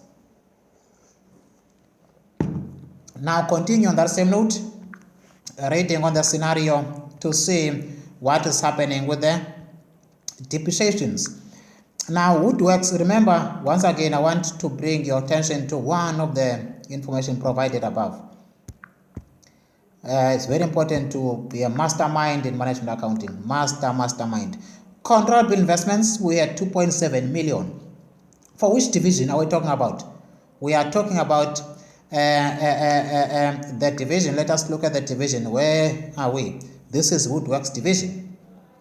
So 2.7 is there. So we can calculate depreciation on that 2.7. Let us say 2,000 or 2,700,000 times by 20%. This will give us depreciation. 2.7, that was at the beginning of the accounting period. Then this gives us 540,000. This gives us 540,000 rands of depreciation. Then we go to the next one. It said that we have covered the opening depreciable asset. That was opening of the depreciable asset. Then after it says Woodworks is expected to buy 4 additional depreciable assets at 250 per machine. These machines will be brought into use on the 1st of May. So now they are about to buy 4 machines that are worth 1 million in total. Meaning now we have to say 2,000 or 250,000 times by 4 times by 20%. That is which division? Still the Woodworks division. 250, 1,000 times by 4, which is 1 million times by 0.2, we get a depreciation of 200,000 rands. That was the Woodworks division, as they mentioned. So depreciation was for Woodworks, and the one above was for Woodworks. That must be deducted from the Woodworks side. The DTI will provide unconditional funding of 1.5 million to 3 Plantation. Now it's under 3 Plantation division to increase their controllable investment to 3.2 million. They are increasing to 3.2 by 1.5, meaning they had other assets that were not mentioned. So now 3,200,000 minus 1.5, meaning they have old assets that were worth 1.7 million. So now we need to take into account that 1.7 million for the 3 Plantation division. Then you say 1.7 million. Please do show the calculations. Times this by 20%, times by 0.2. So the depreciation for that becomes 340,000 rands. Then there has to be depreciation for the new assets that were bought into the business. At what date? Remember, increased by 1.5 million to 3.2 million.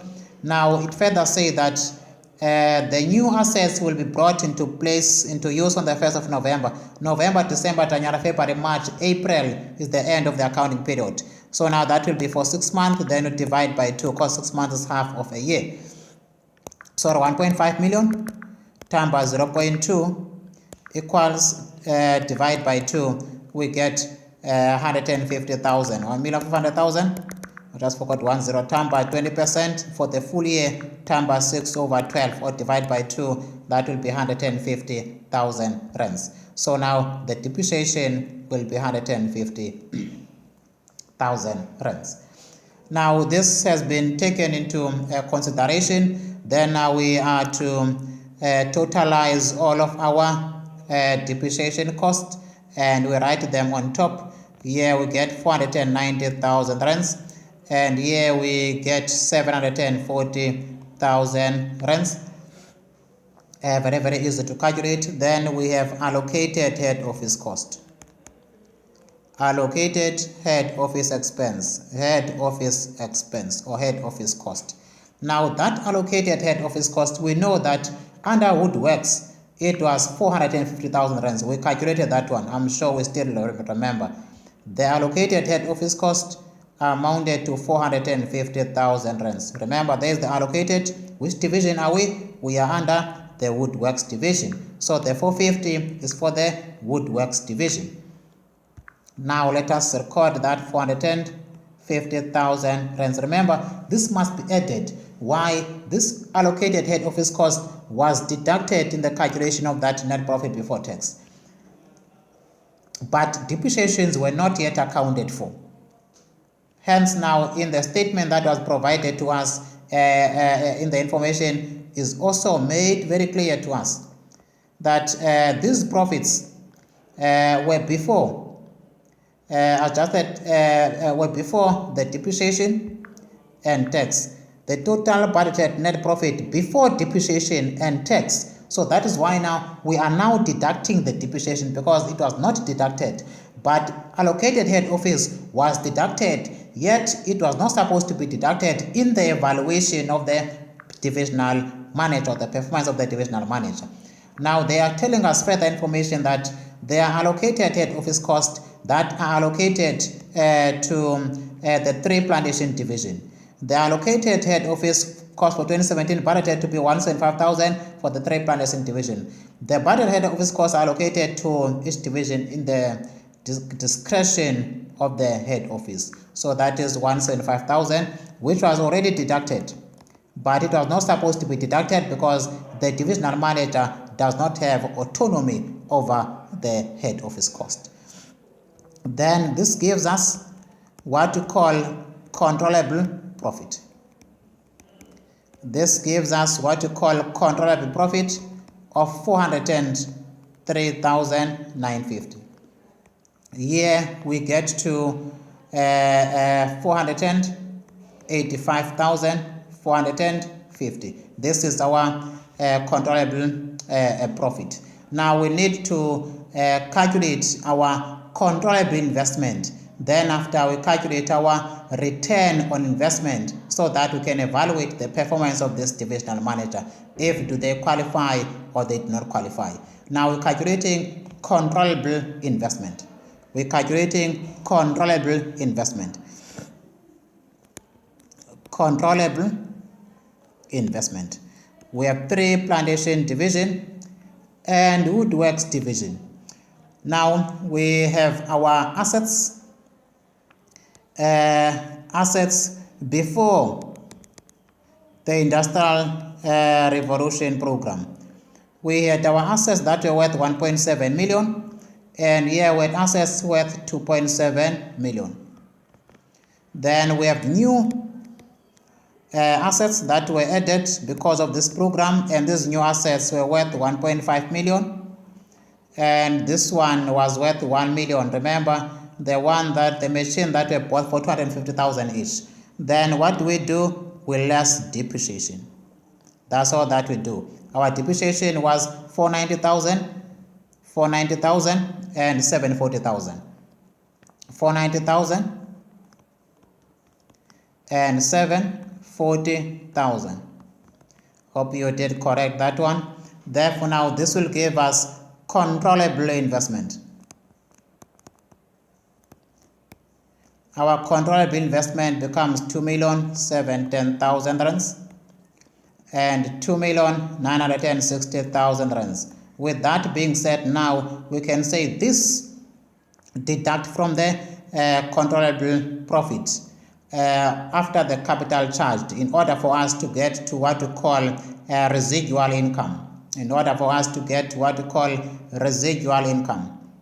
Now we are doing the residual income. 3 Plantation division and Woodworks division. Then we say controllable profit. Our controllable profit, it is 403,950. 403,950, and another one is 485,450. 485,450. Then after, what do? We deduct cost of capital charged. Cost of capital charged. Our cost of capital charged is calculated by saying controllable investment, multiply that by the cost of capital. We say 2,710,000 times by, we multiply that by the percentage of 12.5%, 0.125%. Then this gives us a total of 338,750. Then we come back to our 2,960,000, 2,960,000 times by our again cost of capital, which is 0.13%. 0.13%.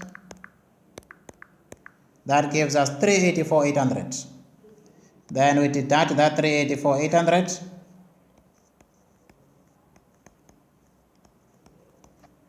That will give us residual income. Our residual income will be 65,200. Residual income is 100,000. 650. So now this 1 million or 100,650. Then that will be our residual income. With our residual income now, we can calculate our return on investment. Then calculating the return on investment, which is our ROI, will tell us that the divisional managers deserve to get a return or not.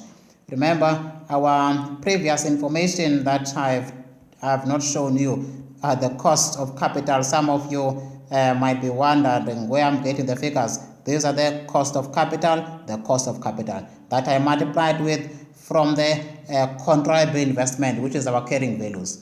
So now what do? We add 1.5%, in order to get to our target return on investment, which is cost of capital plus 1.5%. So that is at the end now concluding. If my space is has ended because I have limited space, then you'll excuse me on that, but I think I'll complete.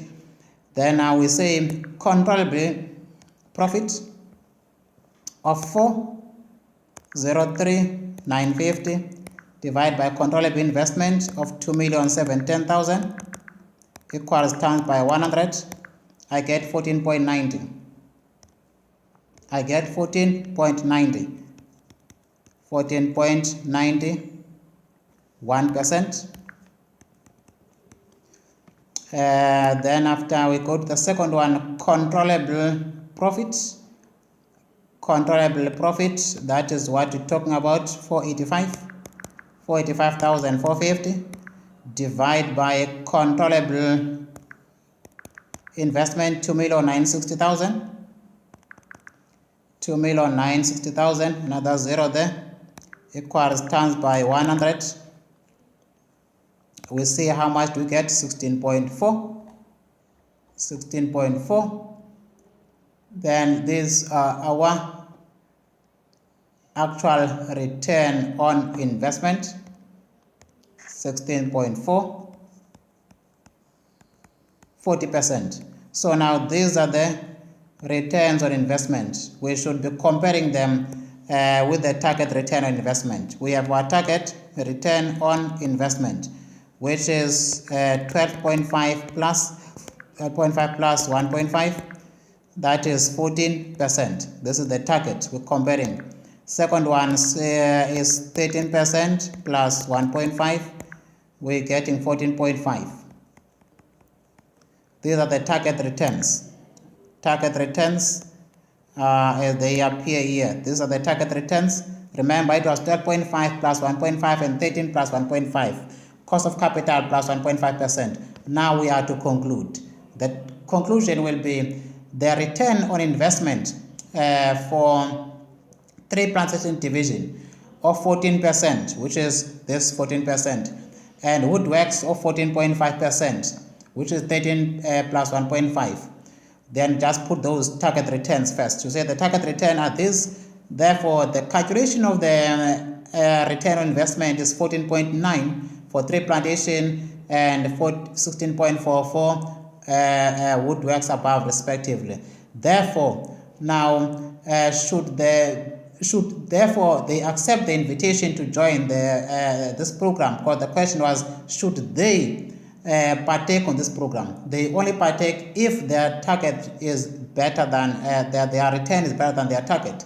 Therefore, now the returns on investment for 2017 financial year are projected to be higher than the target return for each of the two divisions, which is 40.91, vice versa 14%, comparing these two, and 14.5, vice versa 14.6. Therefore, now the project should be accepted.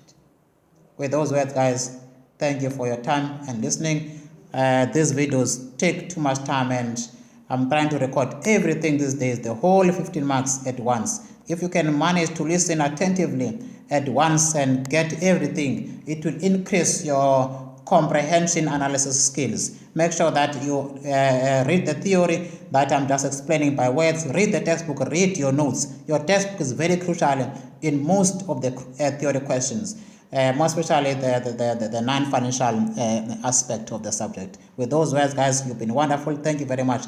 Don't forget to subscribe on my channel. I need more subscribers, up to 30,000, so that I can move to the next level. With those words, thank you very much.